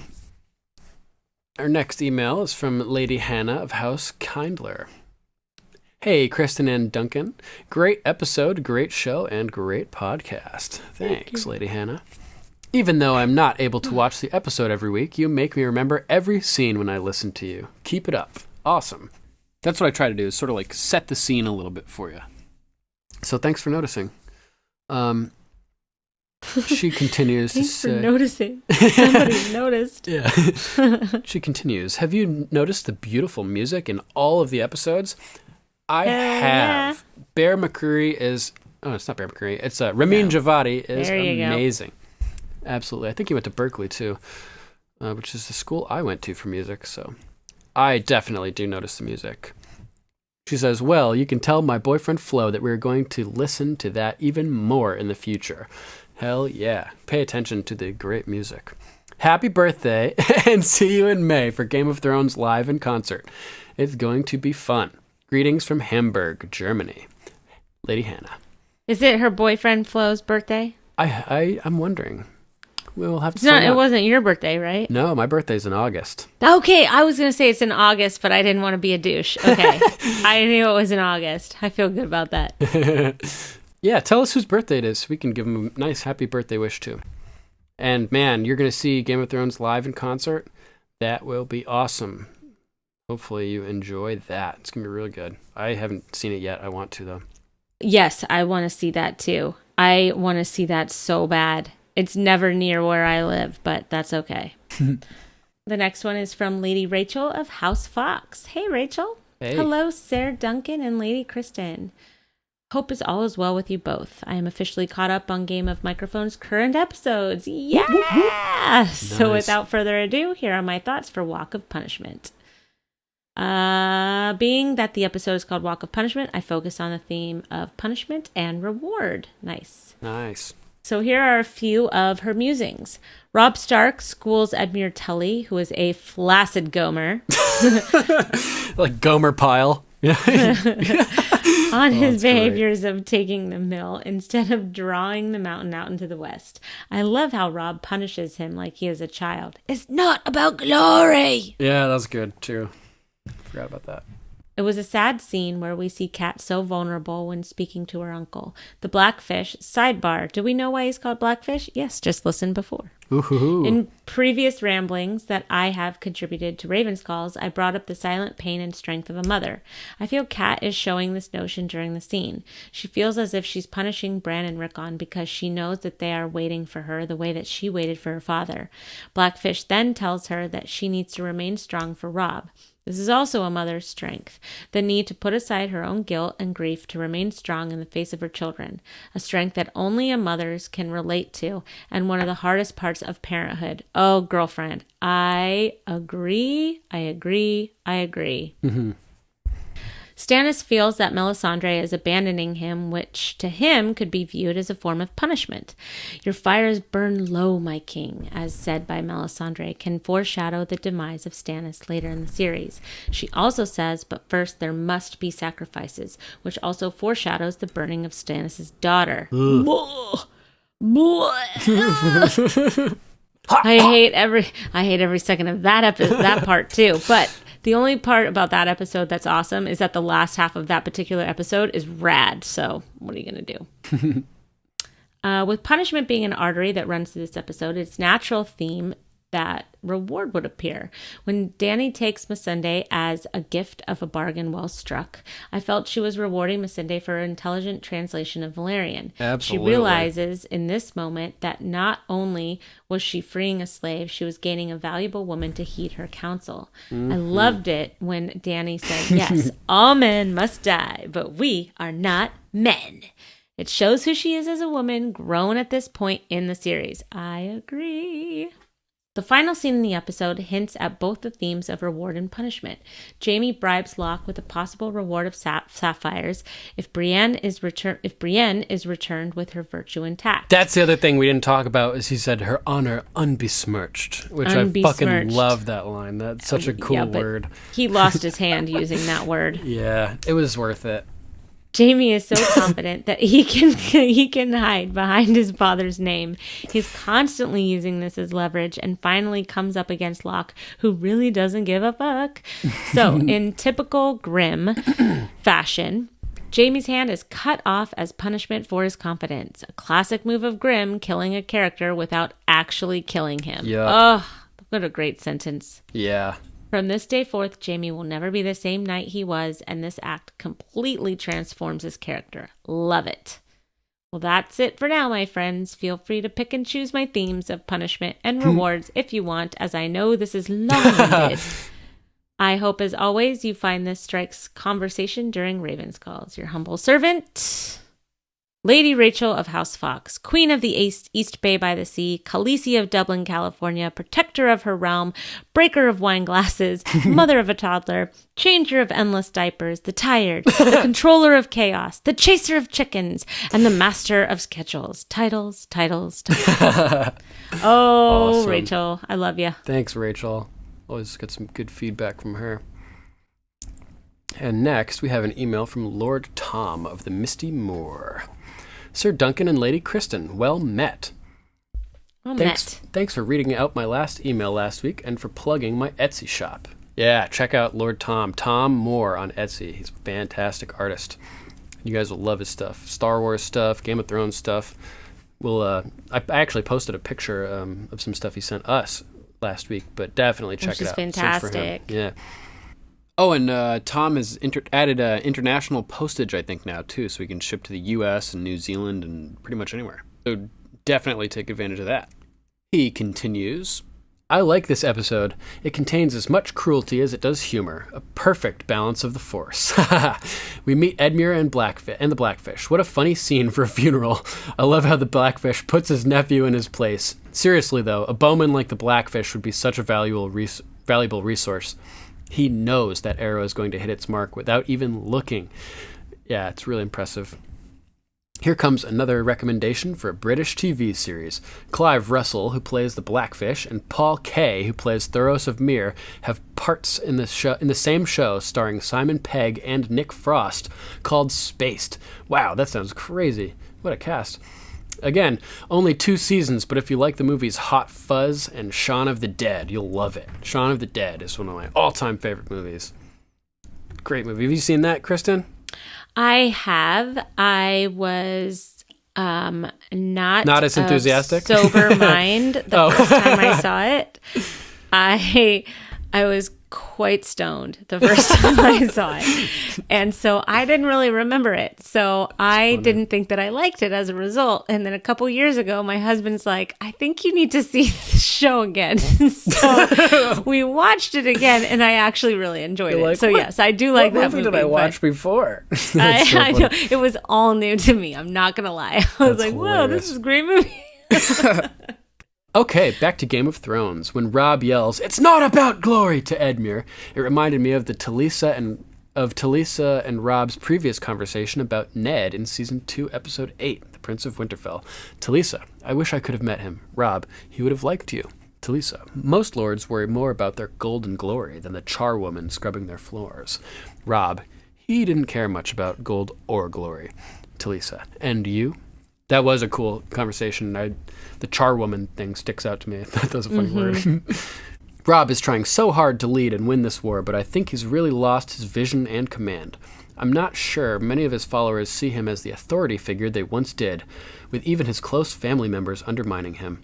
Catelyn freeing his most valuable prisoner, Jaime, and Edmure attacking Sir Gregor without orders from Robb. The Starks are sinking further into the mud.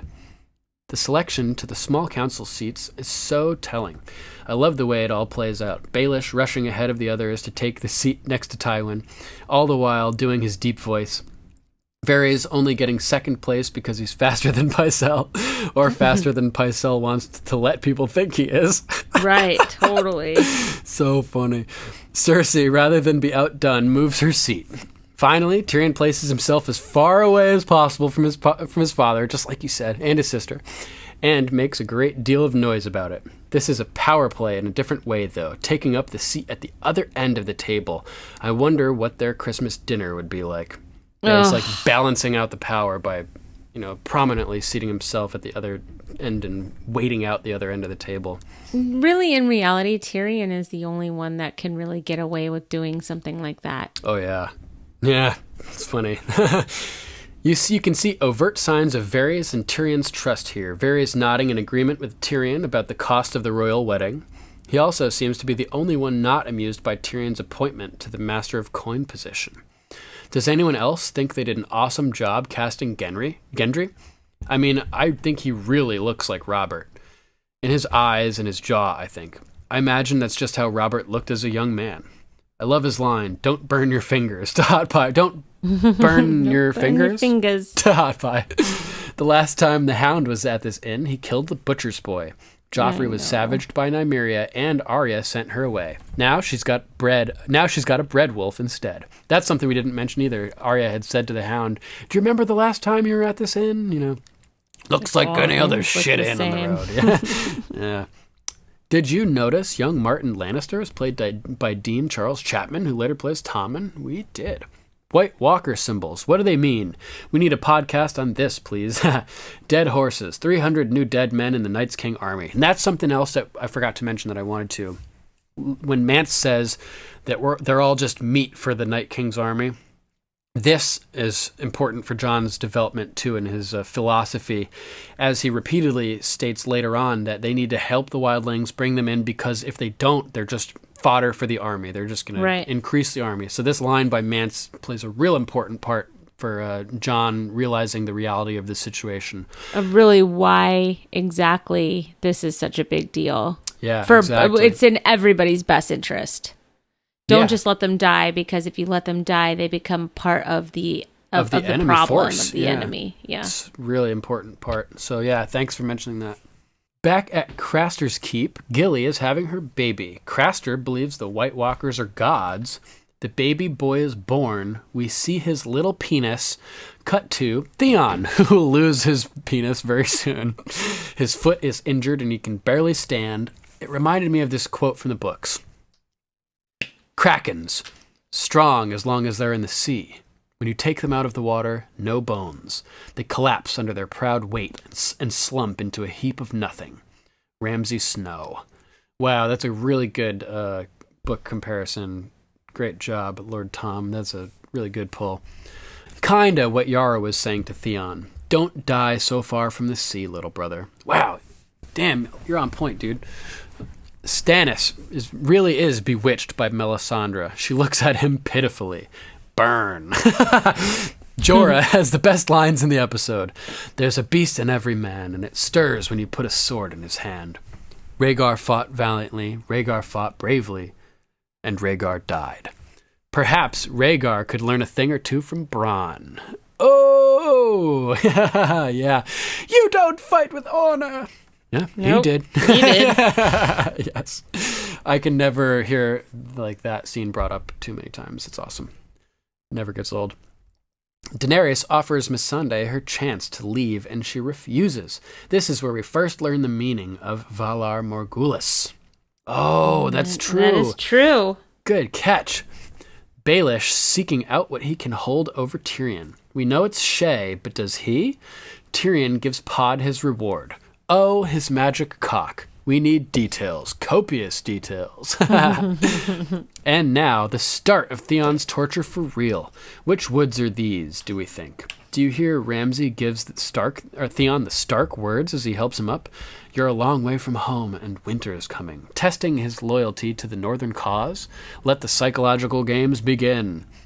Jaime loses his hand. Sucks to be you, bro! Until next we meet, good sir, good lady, keep the glass candles burning. Lord Tom of the Misty Moor. XX. Thank you, Lord Tom. Yes, Always sir. good to hear from you. Very good to hear from you. And yes, glass candles are burning strong, and I only, cut off half of one of my fingers in the process of lighting it. So that's pretty good. Our next email is from Sir Brian of House Minier. Duncan and Kristen, love your podcast. I fell behind, but I'm on the latest episode since I've been binging the books via Audible app. Duncan, I emailed you back and forth about first book availability and whatnot before Christmas. Pleased to say I just finished A Dance of Dragons. Awesome, dude! Good for you. First off, Storm of Swords was incredible, but Dance of Dragons was riveting front to back. I agree. Even though the show gets a ton of shit, I have a new respect for the Double Ds cramming all the storylines together despite its differences from the books. There's so much to talk about, but I feel like I've talked too much. Stannis was a badass. The drums and Davos saying, let's sing back or whatever, gives me chills every time. Just finished Blackwater podcast, lol. I love the both of you and how in-depth you guys get. It's fitting since it's an in-depth show. Love the music. Also, check out Myths and Monsters on Netflix. Goes into Joseph Campbell's book with archetypes and gets better from there. Brian Minier. Thanks for writing, Brian. Glad you've been enjoying the books. That's freaking awesome. Greetings from Archmaester Rennie of the Citadel, wielder of the Valyrian steel pen Hearts Ink, sending my voice to you from Winter Hell. Hey, did you know that you can get bread made in shapes a lot like the one Hot Pie gives Arya at Bodine's Bakery in San Francisco? What? So, I really enjoyed your discussion of Lady Olenna last week. Thanks. You know the Hound's line to Sansa, your father was a killer, etc. I can imagine Lady Olenna saying to Sansa, your father was an idiot, your brother is an idiot, your husband will be an idiot, your sons will be idiots. Yes. But don't just put up with it. Take over. Oh, that's great. Best line of the episode, from the Blackfish. Even in war's darkest days, in most places in the world, absolutely nothing is happening. Me too. I wrote that One down. last note. On Nice. the commentary track by Benioff and Weiss, they say that Ewan Rion, who plays Ramsay Snow, originally auditioned for Jon Snow. Wow, so it's true. It came down to being between him and Kit Harington. Hard to imagine him as Jon Snow after seeing him as Ramsay. Wow. Keep up the good podcasts. If you watch Vicious, you'll get to see an entirely different side of this actor, which will I hope so. make it more make more sense. So that is really funny. Wow. Thanks, Archmaester Rennie. Always great to hear from you. Hello, this is Sir Johnny of House Stitches, and I thought I would come to you. My sigil, bears the red luminescent Stitched Man, and I just want to say that you guys are doing an amazing job. The excitement that the show has been bringing back to Game of Thrones for me is just beyond what words can say. I think I find myself constantly going back after listening to you guys and rewatching the rewatch. Like, oh, I missed that part. I see what they're saying. Cool. So, again, it's just amazing commentary. I can't recommend it enough to everybody. But, yeah, that's pretty much it. I just wanted to call in and thank you guys for, working so hard and the amount of research and theories and everything you guys throw into this on top of all of the other feedback from other listeners has just been really entertaining, gets me through my week, and can't wait to hear the next installment. I'm ready to blow season 3 wide open. Yeah, Talk man. to you guys later. All right. Johnny Stitches. That was awesome. That's my Thank boy you. right there. Yeah. Thanks for calling, Johnny. It's killer. For anybody who doesn't know, Johnny Stitches is the creator of a band and podcast. It was a metal band called Sirenicide, and they transitioned into being a podcast called Sirenicide, which is a serial drama, a serial horror drama. And highly recommend it. It's really cool.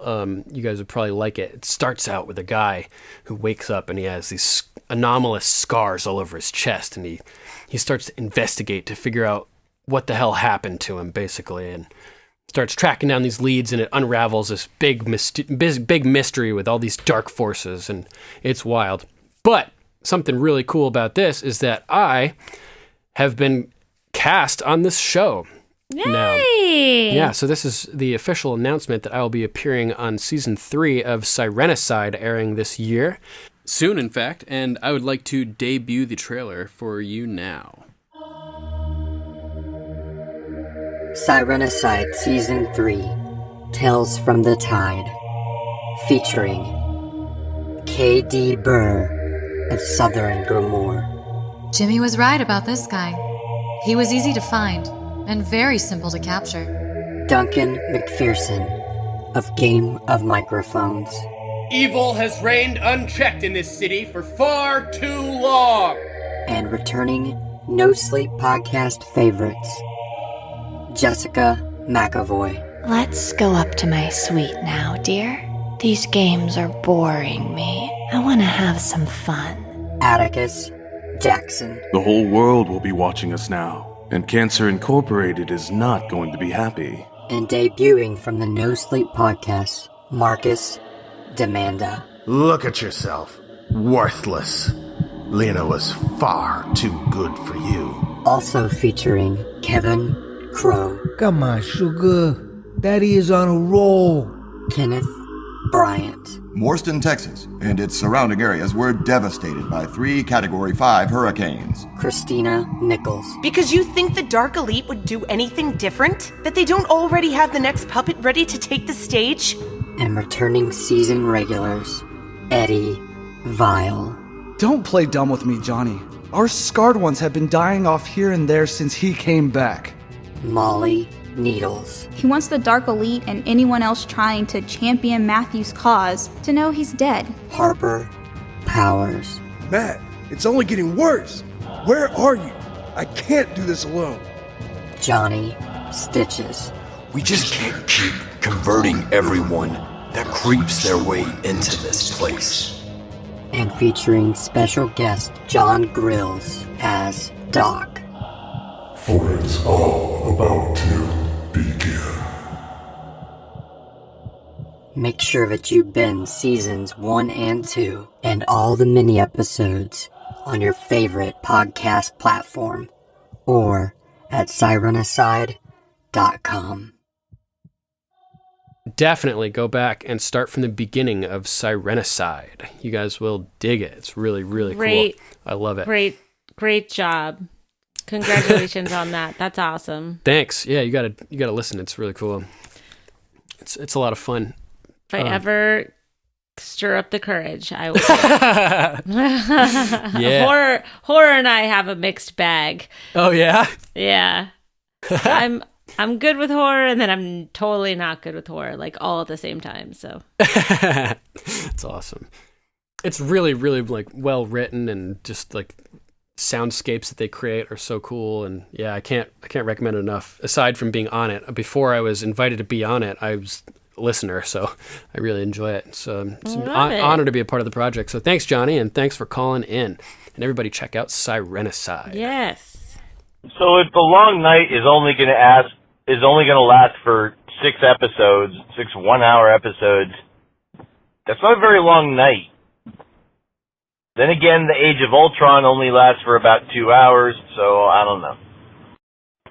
You know, guys, as much as I often end up disagreeing with Kristen, she brings up some amazing points, and I really appreciate everything she's saying about Joffrey. This rewatch has been actually the first time that I've started to have moments where I pity him, too. I just want to say, though, like, in case I haven't made myself perfectly clear, Marjorie is not a major force for good. Not on par with Ned. Not even really, like, she is chaotic neutral at best. Like, she seems like a major force for good right now at this point in the season because of the juxtaposition relatively to everybody that's around her. She seems like a force for good. She seems like a force for better. But, they're not lions, they're not wolves, they're not krakens. They're growing strong. And their game is to slowly just wrap their vines around everything and completely just grow over the lattice. They're not climbing the ladder, they're climbing the lattice because they're flowers. Poison ivy, growing strong. Of course, Talissa thinks that the Northerners are all a bunch of grim-bearded, stinking barbarians because her impression of the Northerners is from her fight with Robert Baratheon. Same difference, right? Because she's Rhaegar. That's all. Everybody's Rhaegar to that, dude. I love it. So funny, man. Yeah. Classic. Guys, Jaime loses his hand because that hand pushed Bran out the window. That is his redemption arc right there. It's only getting his hand chopped off that causes him to essentially kill the boy, become the man in his way. It's the parallel with Luke Skywalker losing his hand. Before that, he's rushing off to, for excitement and adventure. But a Jedi craves not these things. So he loses his hand, and then he becomes tired of fighting. And he's more ready to grow up. And it's interesting because, the whole thing with the bridge, he's trying to force Brienne to make tough choices because it's his way of being like, it's not so easy being honorable. There's always this moral relativism everywhere. Do I do this? Do I do that? And it's interesting because the common, the metaphor that people will often use for having two choices, or even just when weighing things out for themselves is, on one hand this, but on the other hand that. And it's interesting just the way, I didn't notice this, but as you guys mentioned it, when he gets the sword from Brienne, he's kind of just passing it back and forth between his two hands. And, he is, he's Azor Ahai, he's the last hero, but I'll get into that at a later date. But, I just wanted to shut out my 2 cents with the whole hand thing. Bye. Definitely good points. He that's the struggle that I mentioned earlier. He's been put in all these positions where he has to make really tough choices. And I think that pretty much nails it. He was putting Brienne in that same position to force her to see what it's like, pretty much. Would you agree? Yeah, I would agree with that. I would agree that, somebody who's as green as Brienne needs to be put into that forced way of thinking. Absolutely. She can understand and relate to him, for sure. Well, especially when you think about what is the definition of honor. Yeah. Is it, I think honor can be a very tricky thing to navigate when you're put in different situations that can test your honor and and what you ultimately think is honorable. So I think that was really good. Yeah, definitely. Thanks, Sir Patrick. Thanks for calling in. Mm-hmm. And I think he recorded a little mini bonus episode for us about a topic. So stay tuned for that pretty soon.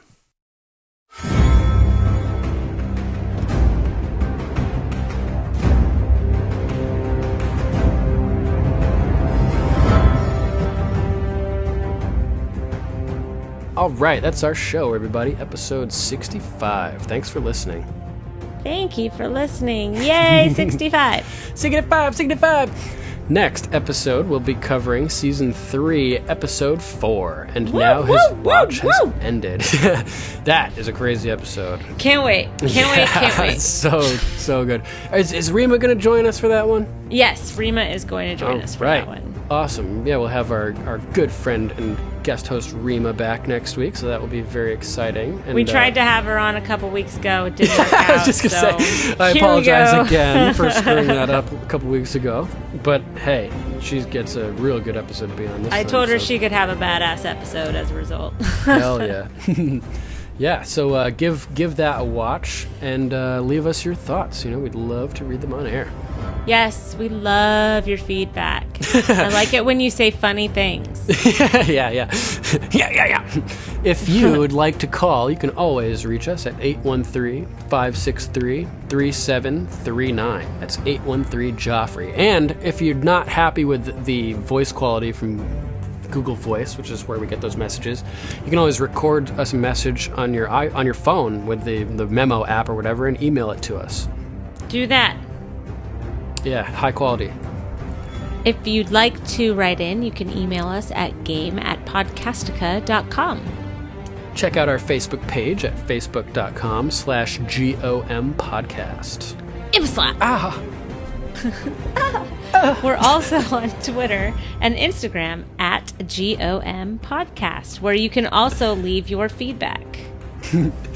Yeah, give us a like on Facebook, too, if you get a chance. We'd really appreciate it. And an iTunes rating and review always helps out. I think that the more you guys boost us with ratings on iTunes, the closer to the front of the list will appear for podcasts, I think. So give it a try. Our goal is to be in total Game of Thrones domination by the beginning of Season 8, and only you will get us there. Yeah, exactly. We're going to take the podcast throne. Yes, we will win the game of microphones. Definitely, we will. Definitely.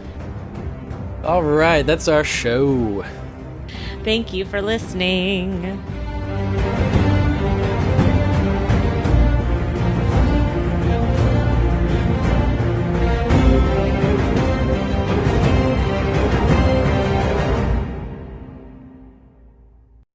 If you had armed me, they never would have taken us. You were armed when we were taken.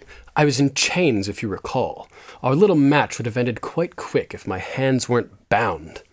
All my life I've been hearing, Jaime Lannister, what a brilliant swordsman. You were slower than I expected, and more predictable. I've been sitting in a muddy pen wrapped in chains for the past year. And I'm a woman. I was still beating you.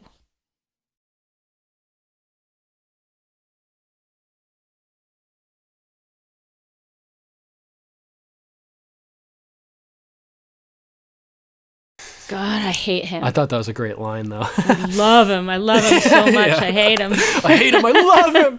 I hate him, but I love him so much. It's great. Yep, that's it. Just Littlefinger. We have both fishes, black and floppy. And I'm a woman, you know. Oh, Duncan. Duncan, you win. That was awesome. That was awesome. Sorry, that was fantastic. Victory is mine! The funny thing, too, is he drags a chair like all the way around, squeaking the whole time. Yeah. And then he hops up onto it and squeaks it one more little time. that one little extra squeak is like what makes it. You know?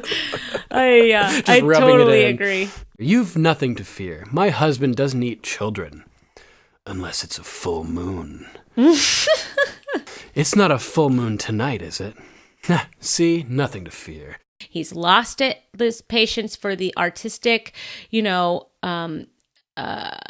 artistic displays, ways. Sure, that the artistic presentations. Oh shoot! I just almost had it. Murders. Whatever. Oh God, what is wrong with me? Who cares? It's basically the artistic blank that he has taken.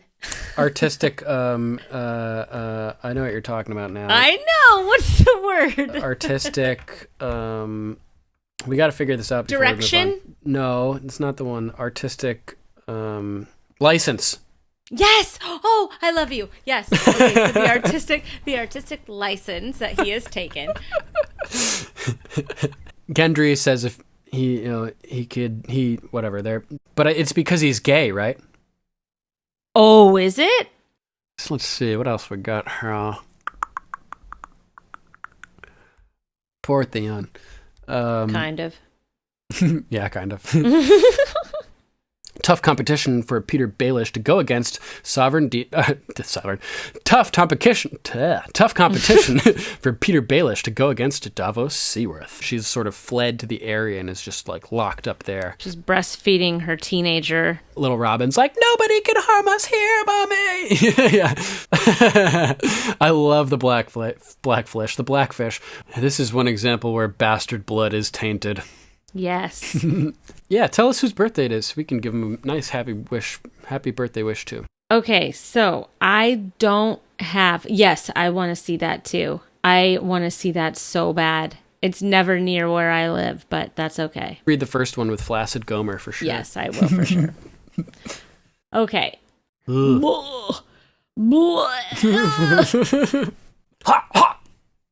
Ipslap. Ah. We're also on Twitter. Sorry. You just totally had a giggle fit. Yeah, I can't. All right, that's our show.